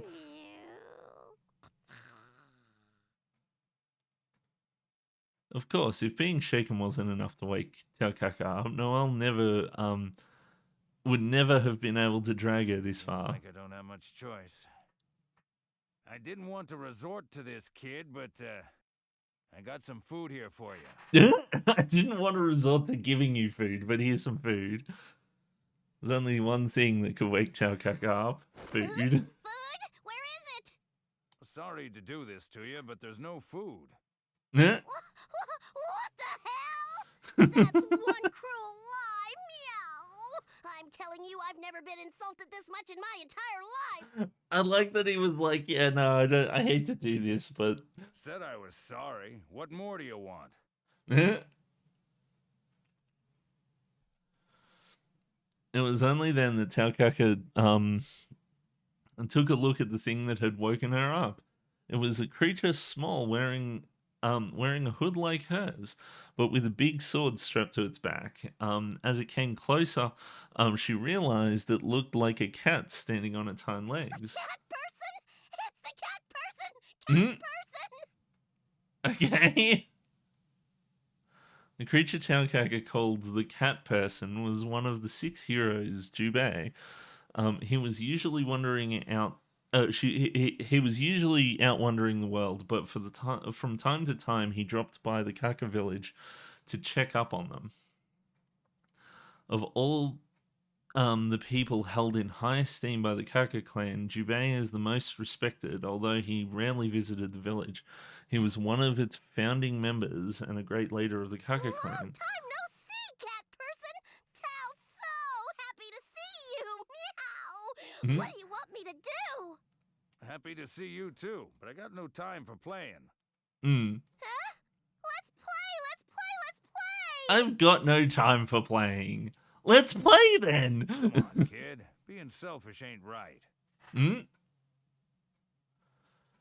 Jubei's scolding stopped Taokaka in her tracks. Her ears drooped and her tail went limp. I'm sorry. Meow. I shouldn't have acted that way. Oh, hell. Don't get all bent out of shape. You're a good kid. Jubei gave her a good scratch on the head and she How are purred. things back in the village? Any news? Well, it hasn't been easy. Meow. Whenever this weird black squiggly thing appears, the people of Kaka disappear. Meow. It's a pain in the neck for everyone. Meow. Why don't you come back to the village, cat person? Everybody is waiting for you. Meow. So now I got some other stuff needs doing. Look, kid. You got the power to protect the village. You can't keep depending on an old man like me. Tao protects the village, Meow? Yep. I reckon you're ready. If you say so, cat person, I'll try my best. Meow. Yeah, that's the spirit, kid. Mhm. So, there's some sort of black squiggly critter giving the village trouble. Well, if I happen to run into it, I'll be sure to give it what for. But you ought to be heading back to the village, kid. They need your help. Heard rumors there's some dangerous people around these parts. Huh. Tao's strong, so don't worry about me, cat person. But I'll return to the village now if you say so. Meow. And I do say so. You say hello to the folks back home for me, all right? Next time you and I cross paths, maybe there'll be time for a little playing. Promise? Meow? I'll see you around, cat person. See you around. Whoa, whoa! Careful there, kid. Tao isn't that dumb, you know, cat person. Taokaka was hungry, and as sad as she was to say goodbye to the cat person, she needed to get back to the village for food. Food is a good idea. I like food, except for when it is terrible and it's moldy.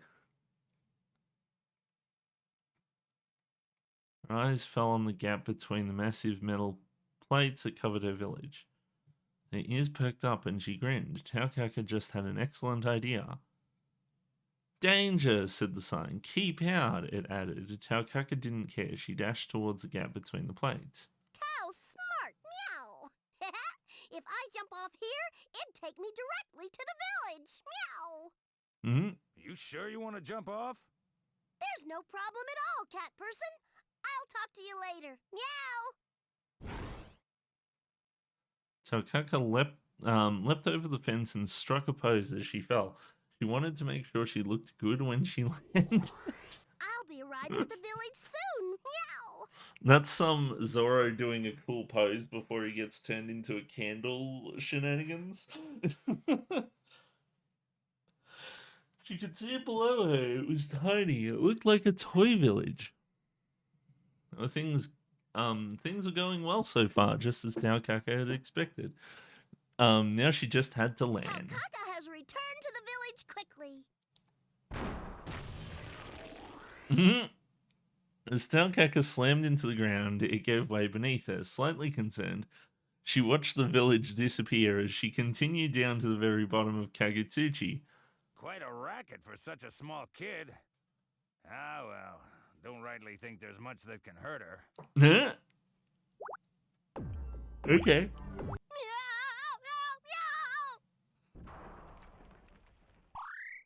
Ouch! I thought my butt was gonna split 4 ways. Meow. Huh? Where am I now? You're in the place where the squiggly guy is. See? Something moved in the darkness behind Taokaka. She spun around to face it, and her instincts telling her something bad was about Who's to happen. there? The shadow shambling towards her stopped a few steps back. Stopped and took a few steps back. It was weird. It was a weird, ugly creature covered in rags. Taokaka didn't know what it. Know it was called Arakune, but she did recognize it. Black squiggly thing? The bad guy who attacks the village? You must be a wanted criminal, meow. I'll capture you and claim the bounty. Everybody in the village will be happy. I do love the way that Tao just kind of hits to the core of some things, you know. Like it's not often that you'll see games that are like, oh yeah, they'll refer to a character quite literally. Like in this case, it's like, yeah, he's kind of a squiggly thing, you know, like. Whereas other games might use more like colorful and verbose language and stuff like that. Tells like, oh yeah, it's a black squiggly thing. it's a bit refreshing to see a character use that kind of casual language. It's impossible. Please do laugh. I eat. Eat, Tao? Meow! Don't be ridiculous! Meow! You're the enemy of Kaka! I'll eliminate you right here once and for all! Meow! Once and for all. Oh. I believe it's Here I Go that I have to do. See, I've gone all the way down. I've met the squiggly. And now I'm at this one. So, seems pretty simple here on is to just pick Here I Go so that I don't lose all my health and then win the battle.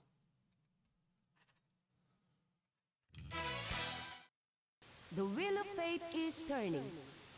Rebel 1, action!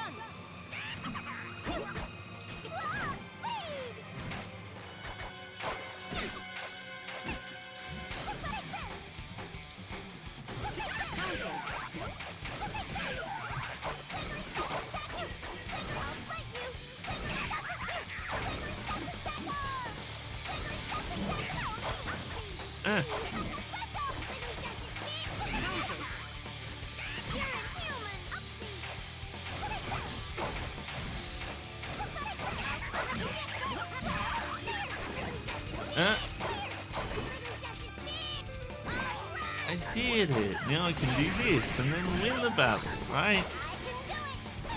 I can do it. No, stop that.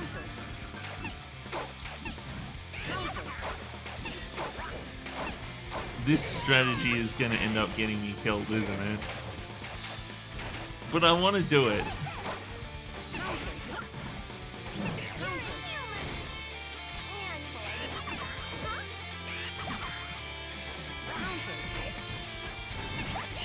I did it! I beat him with an apple core! Ow, one, meow! You know who's the man, meow! You stupid black squiggly thing! Meow? You don't even have energy left to talk back, huh? Meow! Oh. Ow. Just as she was about to deliver the final blow, Taokaka stopped. Arakune shuddered, somehow pitiful. Hey, Squiggly. Because Tao is such a sweet Kaka, I'll let you go for now. But if you don't want to get hurt again, you'd better stay away from Kaka. Meow. He didn't need to be told twice. Arakune ran as far away from Taokaka as he could. as he could get. It looked like she was out of trouble for now. I'm sure that squiggly thing won't bother us again. Meow! It's all thanks to Tao. Meow! Tao's great. Please, somebody praise me.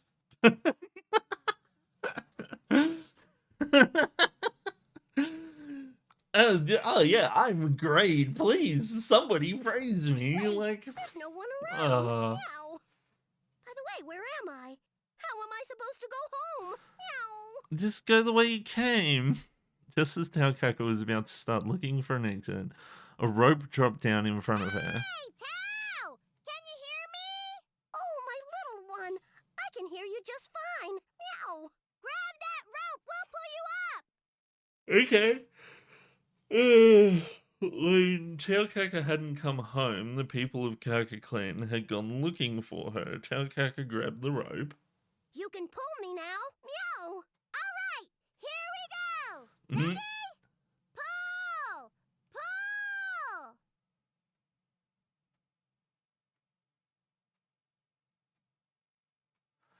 And that was how Taokaka escaped from the deepest, darkest part of Kagetsuchi and was reunited with the Kaka children.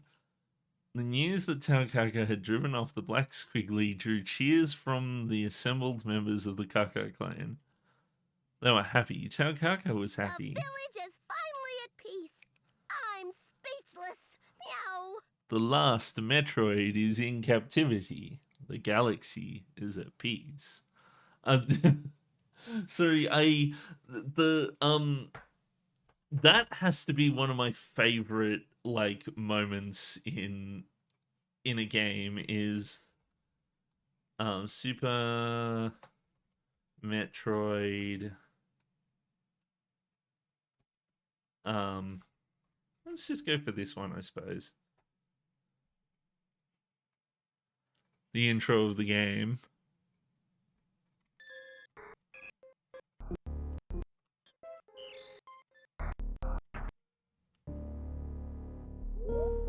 The fact that it's voiced is so cool. The last Metroid is in captivity. The galaxy is at peace. It's so neat. Like, you don't normally see voice in Super Nintendo games. It's extraordinarily rare.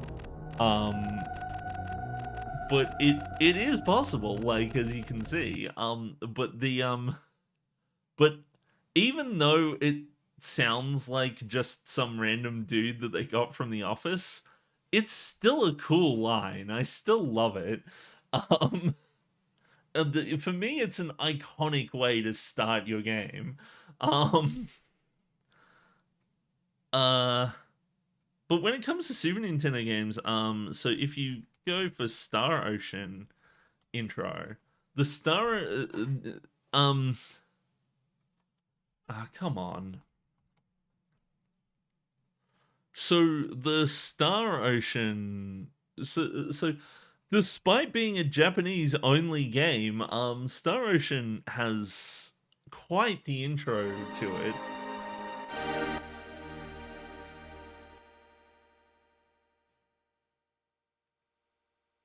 I should actually keep it loud.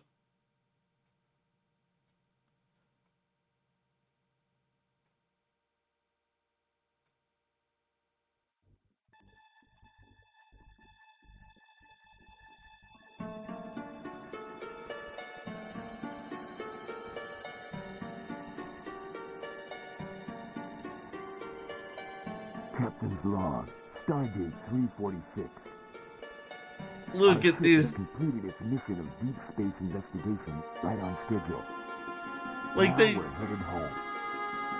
They went through the effort some coffee, Captain? of giving it English voice. Thank you.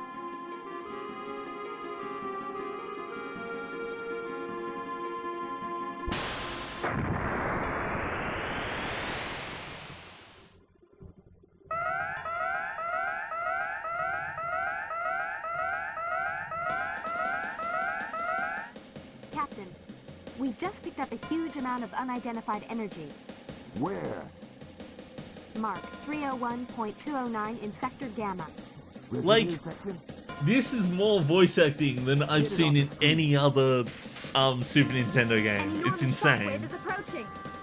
Seal the ship.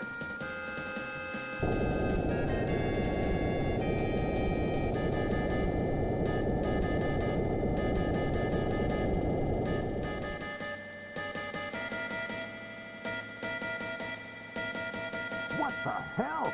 What the hell? It's actually surprisingly good voice acting. The problem is the clarity. 1846. Now, through an unknown force, a totally new age is about to begin. Is it God's will or the irony of fate? And still, mankind makes its way where no one has gone before. People say the universe is a star ocean. People say the universe is a star ocean. It's super neat. That's kind of the most voice acting you'll get in a Super Nintendo game, because it's such it's an expensive thing to do with the memory. But Star Ocean is like the biggest Super Nintendo game ever made. And as a result of that, it's actually really difficult to emulate. And for the longest time, like, emulators didn't work with it and shit like that. Because it has like a fuck ton of extra extra stuff. People say the universe is a star ocean. One of my favorite game introductions of all time. Like, it's so neat. That's Robert Belgrade voicing the captain and narrator. He also did the voice of Alucard in the original Symphony of the Night. Huh. Well, there you go.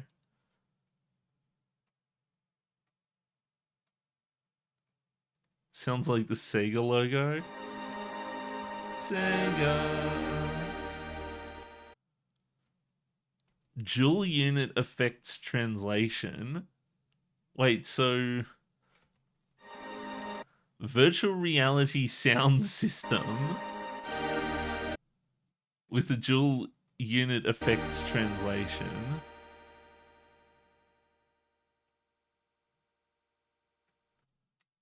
I do wonder what those systems like are. But so if we go for like Star Ocean SNES gameplay, so the original Star Ocean, so it has quite a lot of Hey guys, and welcome to Let's Play. No, I don't want to Let's Play. Star Not today. Ocean. So the interesting thing about the Super Nintendo version is that it actually, so it doesn't have voice all throughout the game, obviously, but it does have voice. It does have quite a fair few bits of voice. Like, actually hearing this much voice in a Super Nintendo game is really neat.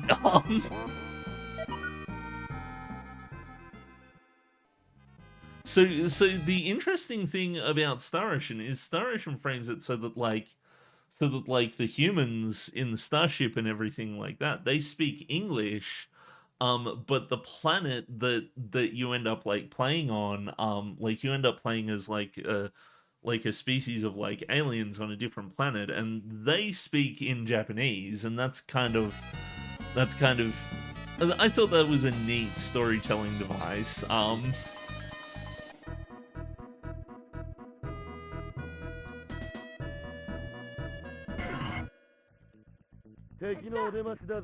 I do love the music as well. It's so good.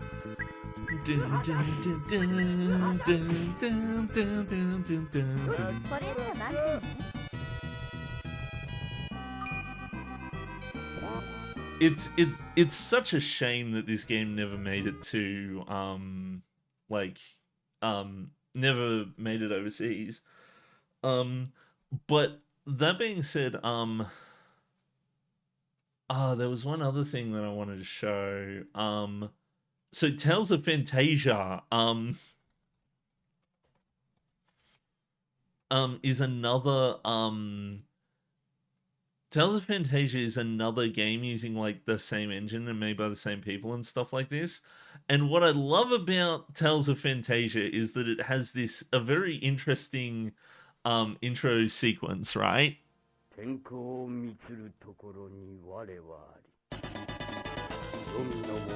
Like, this is how the game starts, and I love the way that it starts off.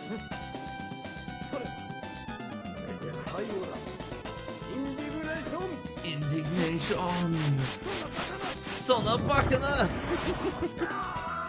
So I've heard that apparently that's a really like famous line from this game.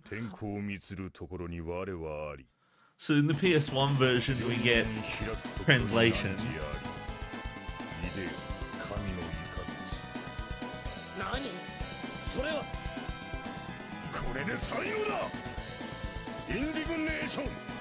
So he sounds so like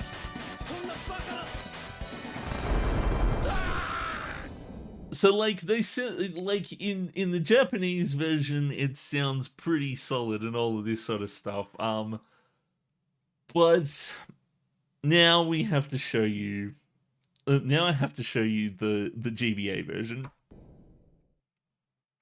Just watch. I dwell amidst the abounding light of heaven. Thou art at the gate to the underworld. Come forth, thunder of the gods. What the heck is that? What the heck is that?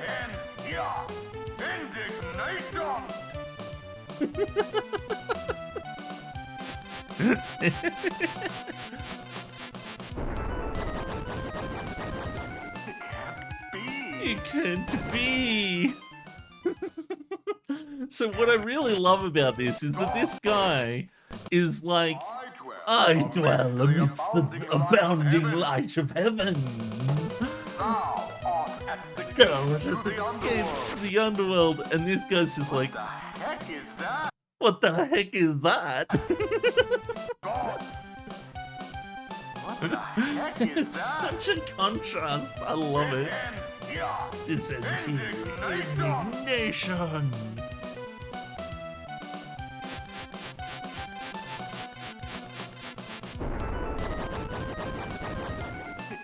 It can't be. And then, of course, you got the PSP version, I think. Wow, that sounds really good.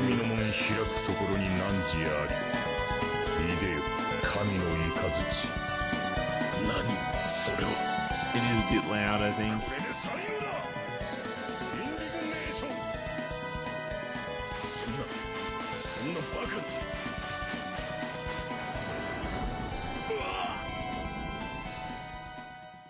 Oh yeah, and there's the iOS version, I suppose.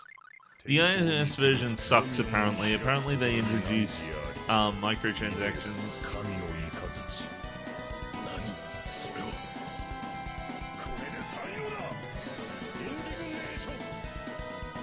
So the thing about Tales of Fantasia is that I do have to play through this game at some point, but I'm not sure which version of the game I want to play. Part of me wants to play the Super Nintendo original because I actually used to play the Super Nintendo original back in the day. I actually really liked playing the Super Nintendo original. I had like a fan translation and all of this sort of stuff. And I do really, I actually kind of like the art style and the sound and everything better in the Super Nintendo version. But the PS1 version does look pretty solid. Like, I think I'd probably be inclined to either play the Super Nintendo or the PS1 version. The GBA version, oh... Oh my goodness, the GBA version just... Tales of Fantasia. Kangaroo.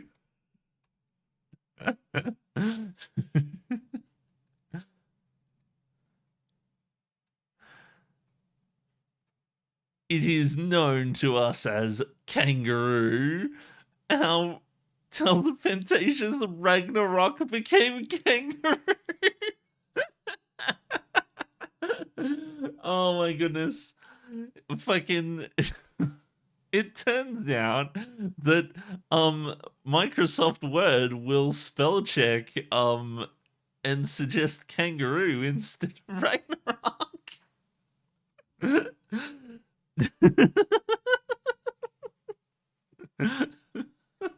Like this is the it's wonderful.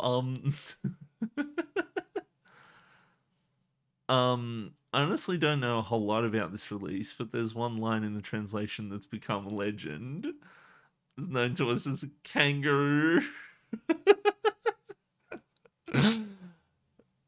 I hope somebody got fired for that blunder.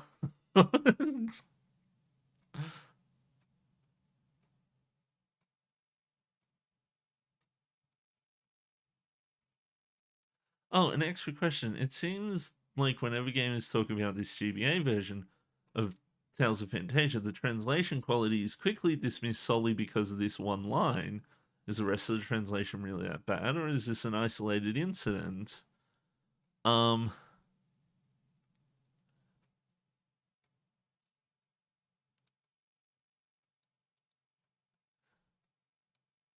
script wasn't the main issue the game had. It had the infamous voice acting. Yeah, so the thing about it is I don't really have a problem with the translation of the GBA version. I have a problem with the screen crunch, the color correction issue. I really don't like this gaudy looking blue in the text box here. Which I know is there because of the GBA, because the GBA didn't have a backlight and all of this sort of stuff. And yeah, it's got some cheesy bits and bobs, but it's mostly the screen crunch that would lead me towards the PS1 or the Super Nintendo version. The problem is finding info on how good a translation on these two versions of the game is very difficult. Whereas at the very least, the GBA version is actually like an official translation of the game. The PSP version mightn't be a bad idea, but if I'm honest, I think I'd rather just go with the PS1 or the Super Nintendo version if I was going to play through this game. But yeah, no. Anywho, the last Metroid is in captivity. The galaxy is at peace. My controller has turned off. Come on, game. We don't need to worry anymore. Yeah. Meow! Nothing to worry about, meow! Let's all go home to the village. When Taukaka and the children got back to the village, it was full of activity and excitement. Festival booths had been set up in the town square, and there was food everywhere. Meow! Elder, what's going on here? Oh, Tao, Lychee brought us a bunch of food today. We're about to dig in now. Taukaka barely heard the elder, but she was too busy stuffing meat buns into her mouth. Oh, Tao's starving, meow! They all look so good. Gee, you haven't changed a bit. Taukaka had been too busy devouring meat buns to notice Lychee. Lychee was a doctor in Orient Town, but she had made friends with the Kaka clan and came to visit them regularly. She often held classes for the children of the village, and everyone loved her, Taukaka included. Long time no see, Tao. How have you been? Oh, booby lady, hang on a second while I handle this meat bun. Meow! Taukaka finished off the last several meat buns left in her mouth and leapt into Lychee's breasts, poking and prodding them as to test their softness. They are as bouncy as always. Oh my Meow. goodness. I'm impressed, booby lady. Knock it off, Tao. Kiddies, why don't you call everyone so we can have a meal together? Mm. Yes, ma'am. Meow. The feasting with Lychee lasted late into the night. Unbeknownst to anyone in the village, Jubei watched them from a short distance away. Sure wouldn't mind seeing days like this a bit more often. Mm. Farewell, folks. Until we meet again. And he was gone into the night. Sometime before the morning, the party died down as most of the villagers fell asleep. Taukaka was taking a nap at her favorite spot. That's when the little kittens came.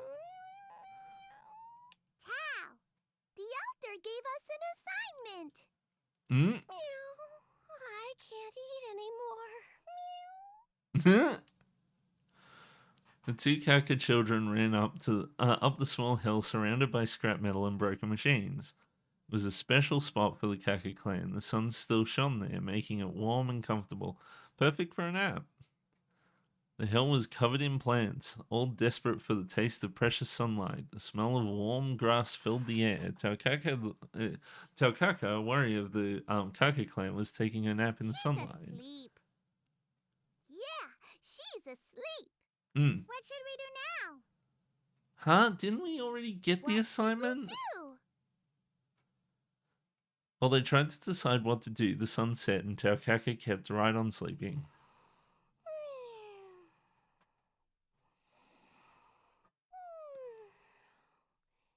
It's a peaceful day. The alternate truth is yet to be found. Well, there you go. And we got 69% complete. But anywho, I need to take a short break. I will be back momentarily. I'll let the ad run.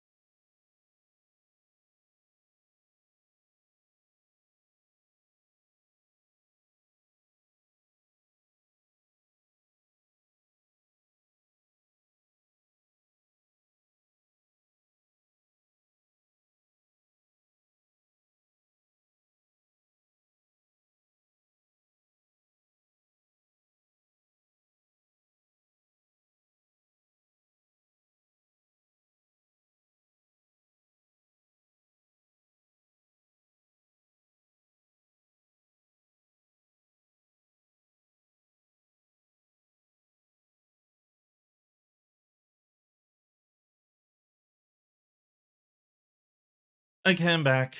Sorry that took so long.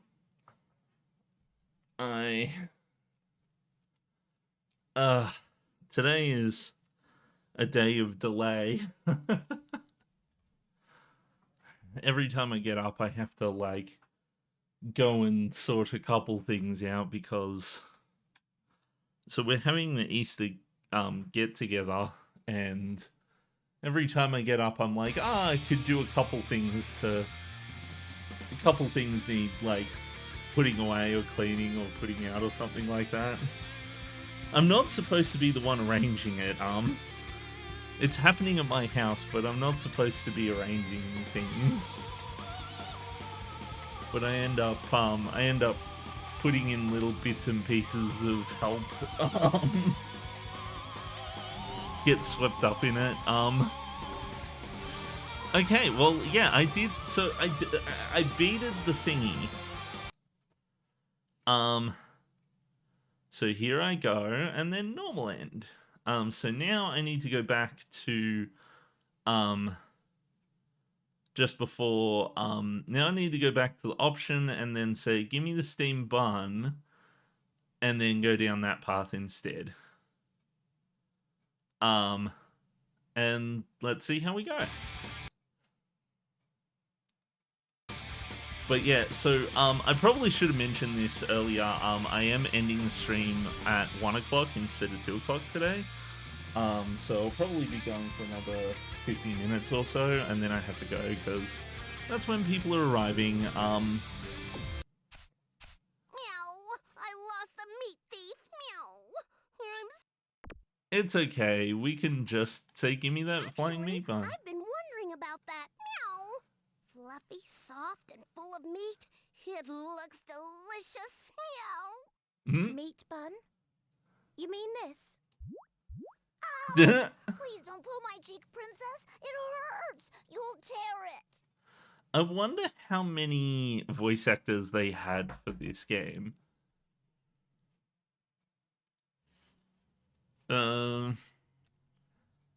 BlazBlue Calamity Trigger cast.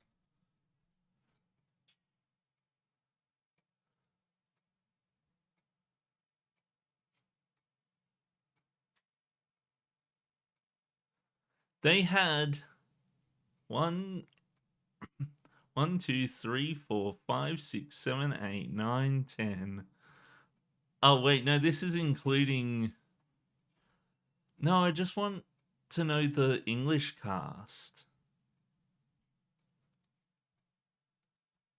English cast.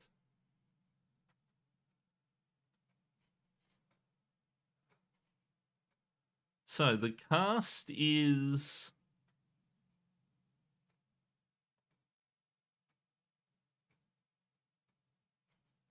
Seiyu? Huh, I didn't know that. I learned a thing just now. So there's 1, 2, 3, 4, 5, 6, 7, 8, 9, 10, 11, 12, 13, 14, 15, 16, 17, 18, 19, 20 people, 20 voices, along with Jenny Kwan. Hello.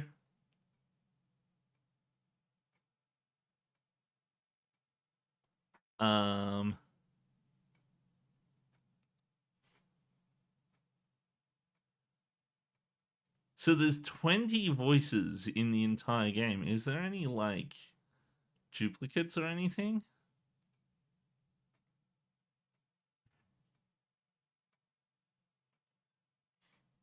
Who is Guy voiced by? Oh, it doesn't say. God damn it.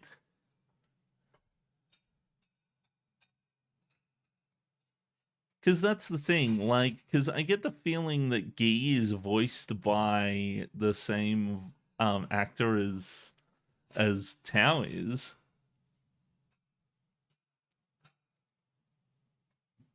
Well, Deborah Phyllis Sampler.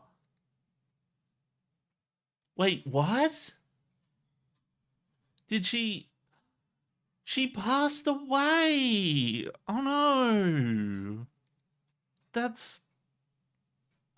Oh, that's sad.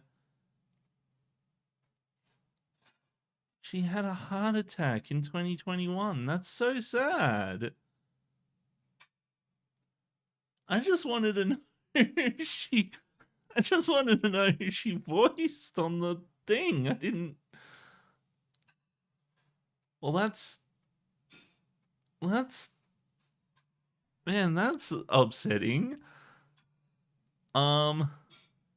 Geez, it kind of just reminds me of how old this game actually is, because it's like 2007.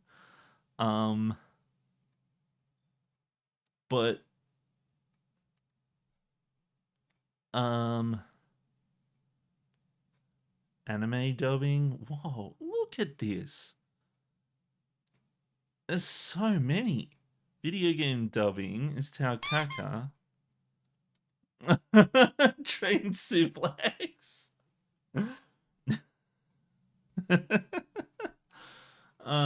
13, you've remembered the 2-for-1 with the train suplex.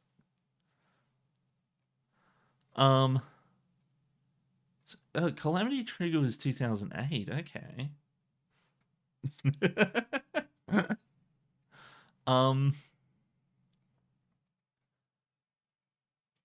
It doesn't say if she voiced anyone else on that. But that's kind of sad.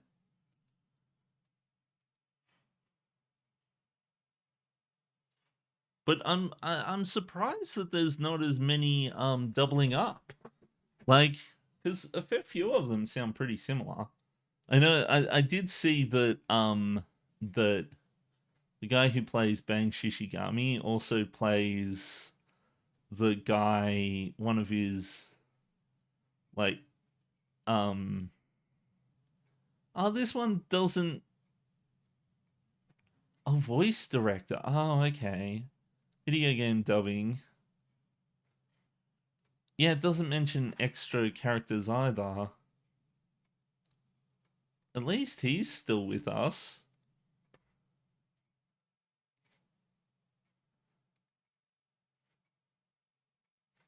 I'm just a bit shocked that Tao's voice actor has passed away. Has anyone else?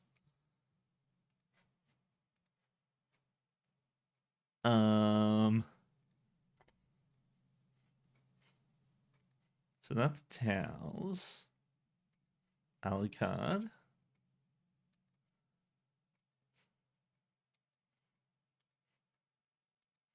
Oh, Tony Oliver didn't. Yeah, no, we saw him before. See, the reason why I'm doing this is just to make sure that that it's not the same character again, right? Julian Taylor. Boy, do I wish fandom would stop with the extra stuff.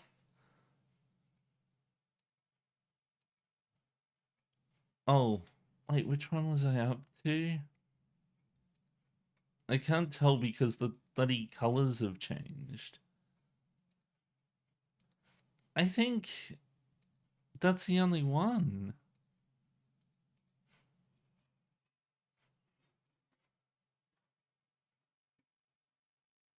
Yeah, no. That's sad. Oh, man.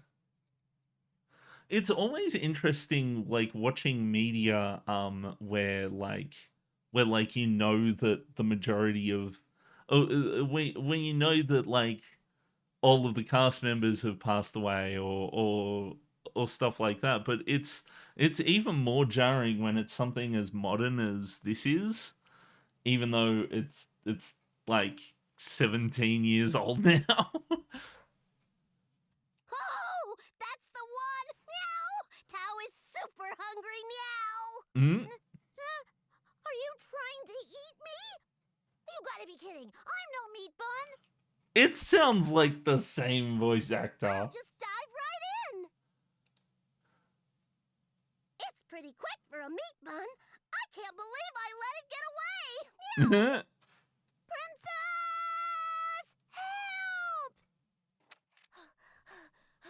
Mhm.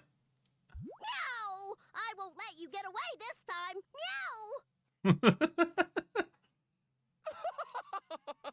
I laughed so much my stomach's cramping.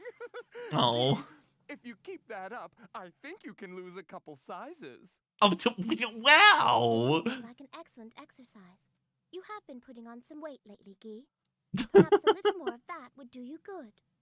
How can you two just sit there and do nothing? I was seriously about to be eaten back there. Yeah. Perhaps that wouldn't be such a terrible thing. The castle would be much more peaceful. Why are they so mean to Guy? What? But I don't know how I would cope without a servant to take care of the chores. I'm not made for coarse work, you know. Wait for me, Buns! This will take but a moment, Nago. Huh? A moment? Wait! Why are you closing me, princess? Rachel shut Nago daintily and adjusted her posture importantly. 1, 2. Oh. That was close. Thank you so much, Princess. It was nothing. I'll simply see to it that you repay me 100. No, 1,000-fold. That should be sufficient. You're kidding, right? Ow, ow, ow, ow, ow, ow! Guy's the bat, not me! No pun intended. That aside, princess... No pun intended. I think the pun was very that intended. Kind of dangerous foreplay. I don't think that cat will bother us anymore. I'm kind of worried for her, though. You're more masochistic than I thought. The prey sympathizing with the predator. I mean, he's got a point. That girl, did you know her, princess? Maybe. I'm kind of tired of walking around outside. Why don't we go back to the castle and have a cup of tea? It's always with the tea. Never do they have soft drinks or water or any other kind of drinks or flavored milk. Taukaka shot down from the sky like a meteor, buried herself headfirst into the ground, throwing up a huge cloud of dirt. After a few minutes of struggling, she managed to pull her head out of the dirt, blinking at the light. What the heck was that? Meow! What just happened to Tao? Meow! She had already forgotten meeting Rachel and why she'd been falling in the first place, but she didn't care very much. That was just the kind of person Taukaka was. Oh, well, I wonder if there's anything fun to do around here. Mechanical noises. Meow, meow, meow, what's that? Meow! Mecha Tiger! What? Huh? Mecha Tiger? What a creepy looking dude! Too creepy, meow! Okay. Tiger will eliminate you. What happened to Tiger? Right back at you, meow! What?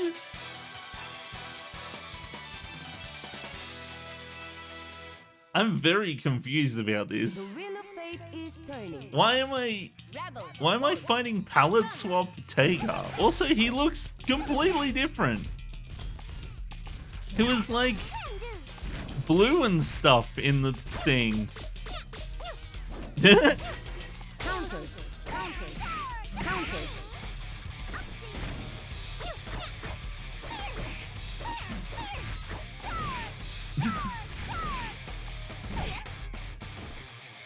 I'm bored.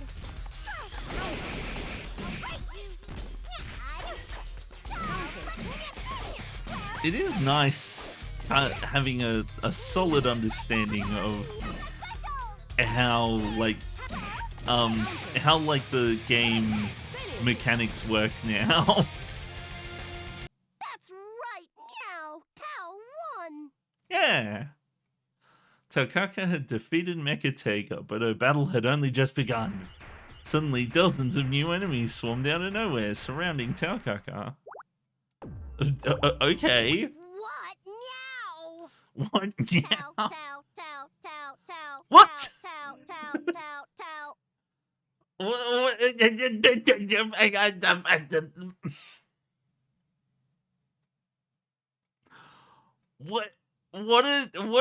this game right now? I can't.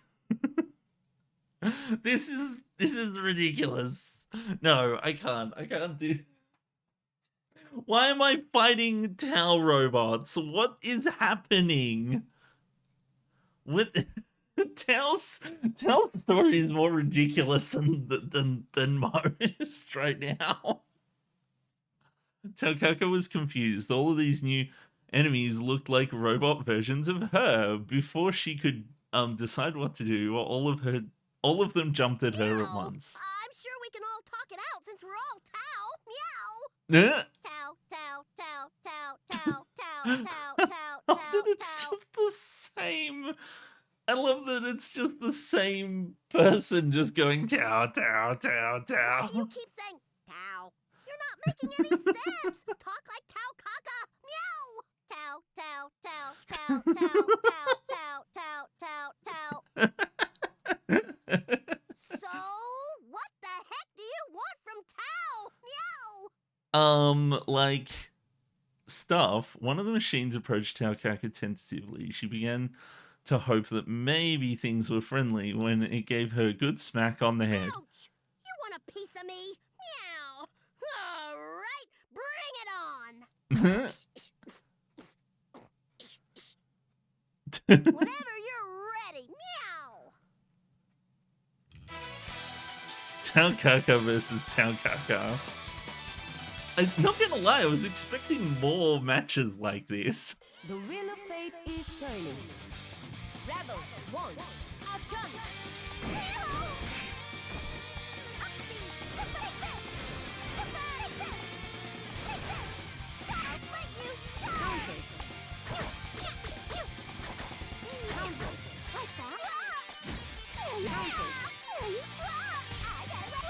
Stop it!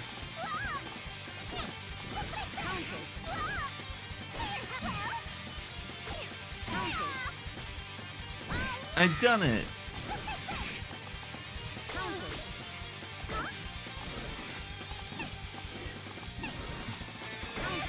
I stop that! Ah.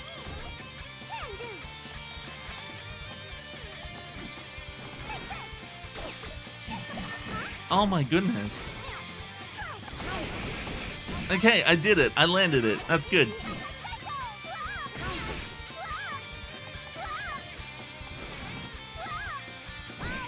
Yay!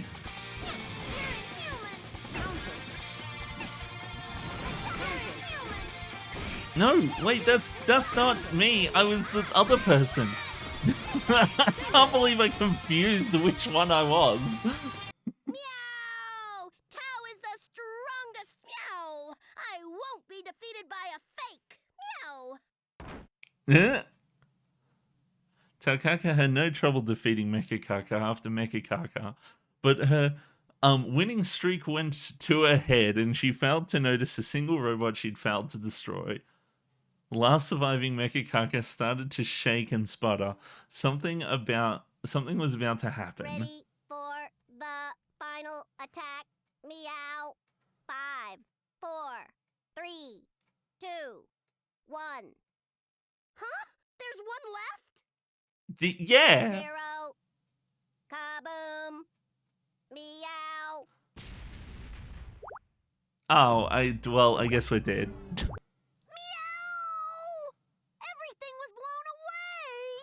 Everything was blown away. Taukaka leapt to her feet. She thought she'd been blown away by the explosion of the last Mechakaka, but there wasn't any sign of an explosion. It had all been a dream. What the? Why must you scream for no reason? Taukaka spun around and saw a man who had just the man who had just yelled at her.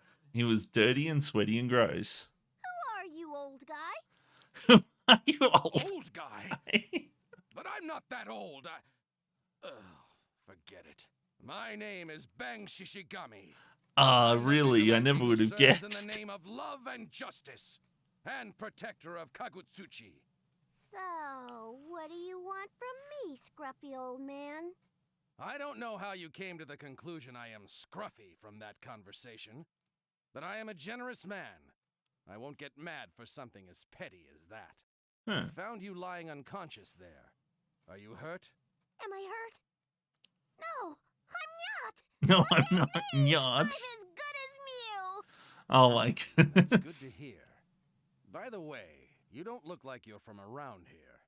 What's your name? Where did you come from? I don't know. That was way more questions than Taukaka was used to thinking about all at once. She thought about it for a while until she realized she was getting hungry. Oh, okay. Time to look up what to do. So right now we're going down this path, and we fought Mecha Tiger and Mecha Tau, and then we've met the Scruffy Man, and we go down here, and oh, I can either choose to fight Bang or not. So, I'm just gonna not. Tao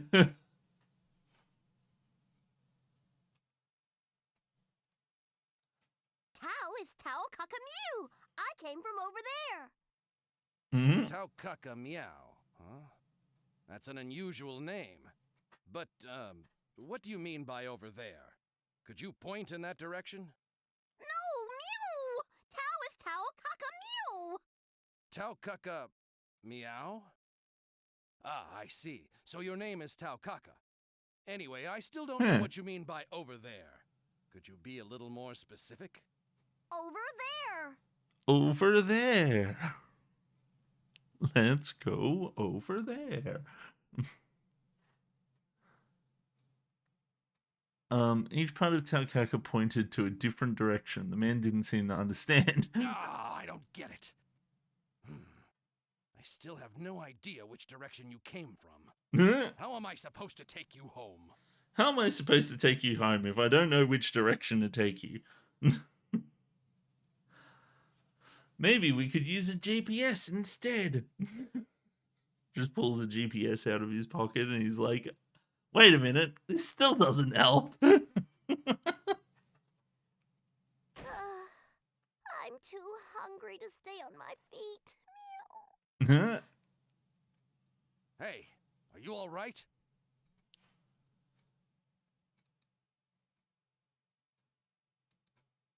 No, I'm not okay. I'm starving to death. Goodbye, scruffy man. Oh no, starving to death. You were a homeless child who couldn't even afford tonight's dinner. I would be more than happy to take you as my apprentice. You'll be able to eat as much as you want. Yeah, wait, really? Okay, so we're just going to become Bang's apprentice. Taukaka leapt to her feet, any weakness forgotten at the prospect of food. Bang smiled. If you give me food, I will. I'll become your apprentice right now. Follow me. I'll introduce you to my henchman. Huh. Yes, master. The sun shone in Rodenkai, warm and relaxing, and a soft breeze ruffled Taukaka's hood as she slept in the sun. She didn't even notice Bang arrived. Taukaka, let's go on patrol to maintain peace in this town. Follow me. No way. Tao is going to take a nap. Meow. How dare she? This capricious behavior is truly characteristic of only cats. Taukaka's life as Bang's apprentice was pretty comfy. She didn't listen to him at all and spent most of her time sleeping or eating. He was beginning to get irritated with her refusal to wake up when two of his men arrived. Have you seen Tao? It's almost lunch, so I brought some rice balls. Rice ball? I want it! I want it! I want it now! What's in it, though? I hope it's salmon! You have absolutely no control when it comes to food. You truly are a difficult apprentice. Yeah, right. You're so full of it, boss. He's right. You spoil Tao the most, Master. What are you talking about? I couldn't possibly be more strict. But boss, that wrapping cloth is... Man glanced down at the sack Bang was filled with holding. meat buns, sausages, etc. Those are Tao Kaka's favorites. You're being a total doting father, Master. Well, you know, my favorite food happens to be the same as Tao's. It's not a big deal. All right, meow. Let's all have a meal together. If you want, I can go on patrol after the meal. All right. How about some food? You guys may indulge yourselves, too. Thank you, Master. It's my treat, meow. Oh, whatever am I going to do with you? He was skilled at many things, but Bang Shishigami was a poor liar. Despite his chiding, his eyes were those of a loving father. Whether or not Taokaka grew up to be a great ninja of Ikaruga is a story for another time. Under Bang's supervision, Taokaka grew up to be an excellent ninja. Those days were calm and peaceful. Boss, you gotta get out of here! The enemy is closing in on us! Damn it! Run, Tao! I'll take care of this. This is goodbye. Those days I got to spend with you, they weren't bad. No! Tao will stay here and fight, too.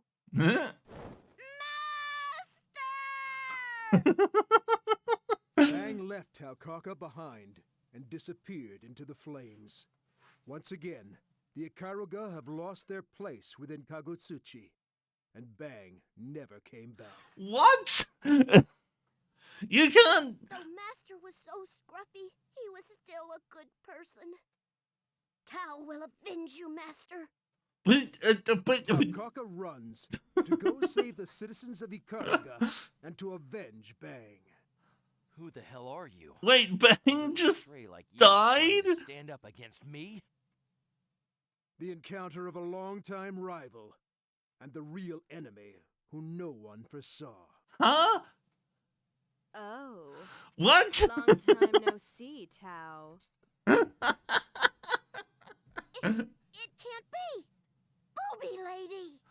A small girl from the Kaka village, torn apart by cruel fate. Her trials are far from over. Uncover the dark conspiracies of Kagutsuchi and bring peace back to this world, Taokaka. Tao can't lose no matter what.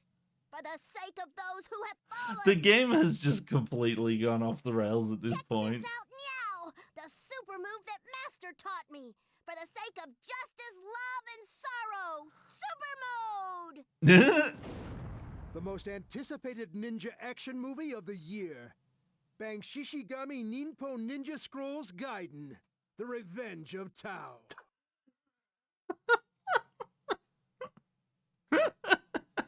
A stunning tale of love and justice. Coming to all hierarchical city theaters this summer. So they made a movie. Gotcha. Okay, that's a lie.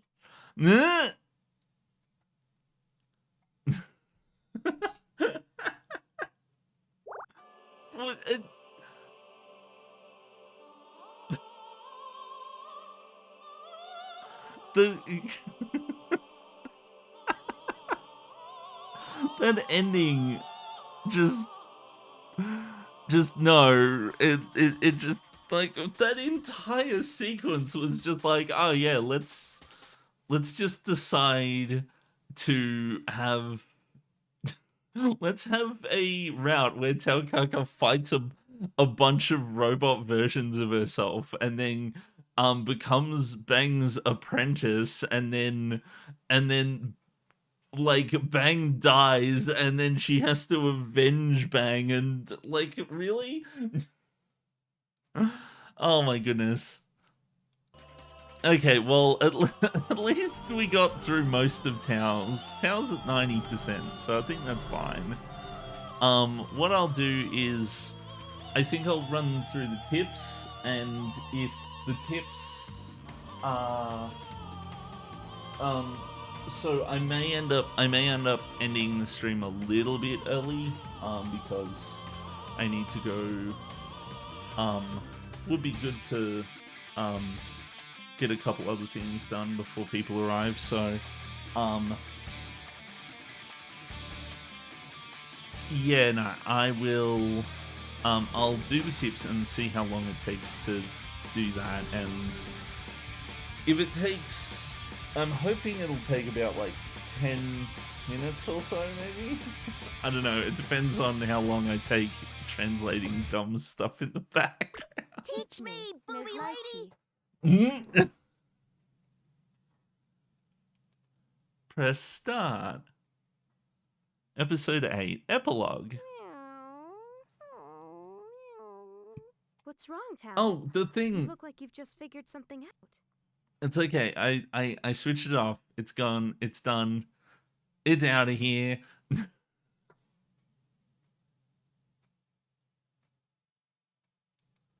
Okay. I think I've gotten a lot smarter over the past couple of days. It's kinda scary. Imagine That's being good. smart. I'm sure your village will be really proud of you. Hmm? Well, since you're so smart now, Miss Tao Kaka, how about I give you a little quiz on what you've learned? Bring it on! Question 1. What is the name of the city we live in? The setting of BlazBlue.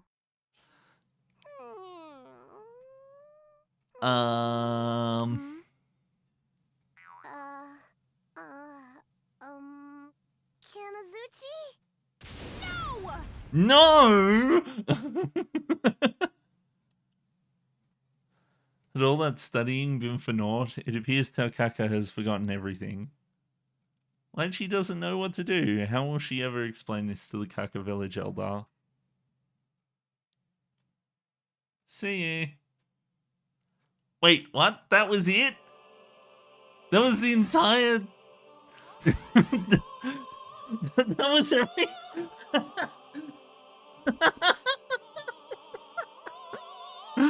Wait, you can't just... I was expecting more than just we've forgotten everything.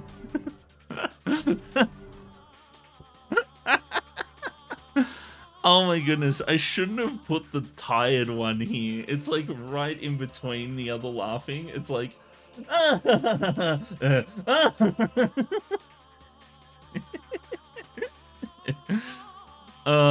it's so awfully placed. I should put it somewhere else.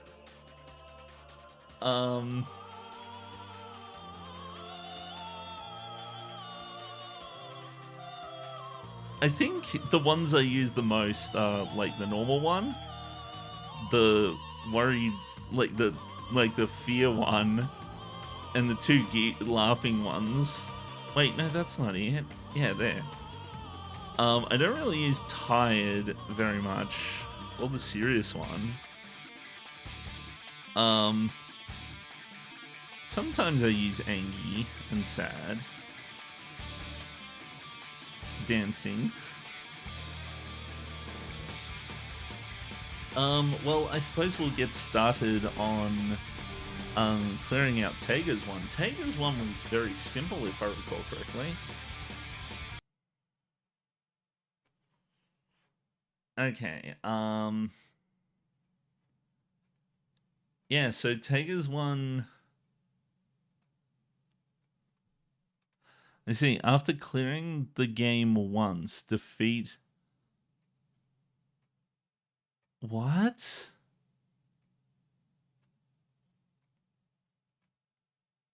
Defeat all opponents using a DD or AH. What do you mean?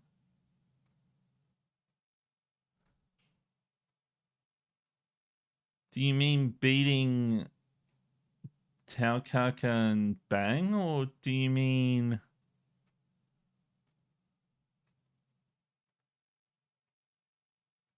So I've beat the game once. Like, I've cleared the game, I suppose. What does this mean?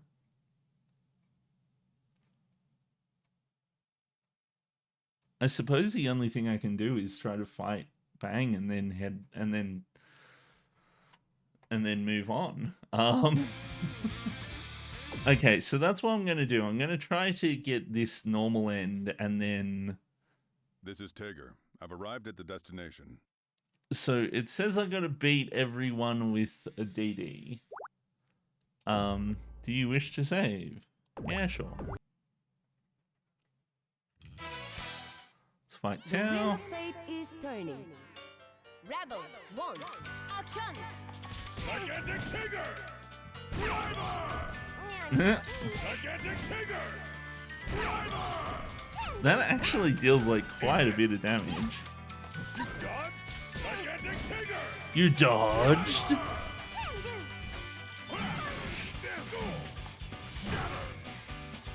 Here goes. There we go, I did it. Albert has entered his insanity phase, making all these connections. Yeah, no. It's if I don't list what things are happening, oh, it seems as though somebody arrived early. Then I don't figure it out. I suggest you let your head do the thinking, not your stomach. Now go on home.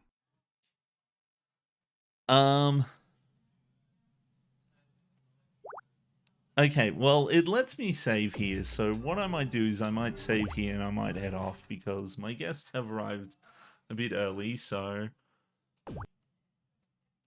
I will catch you guys all later. I hope you have a wonderful day. And yeah, I'll see you later. Bye!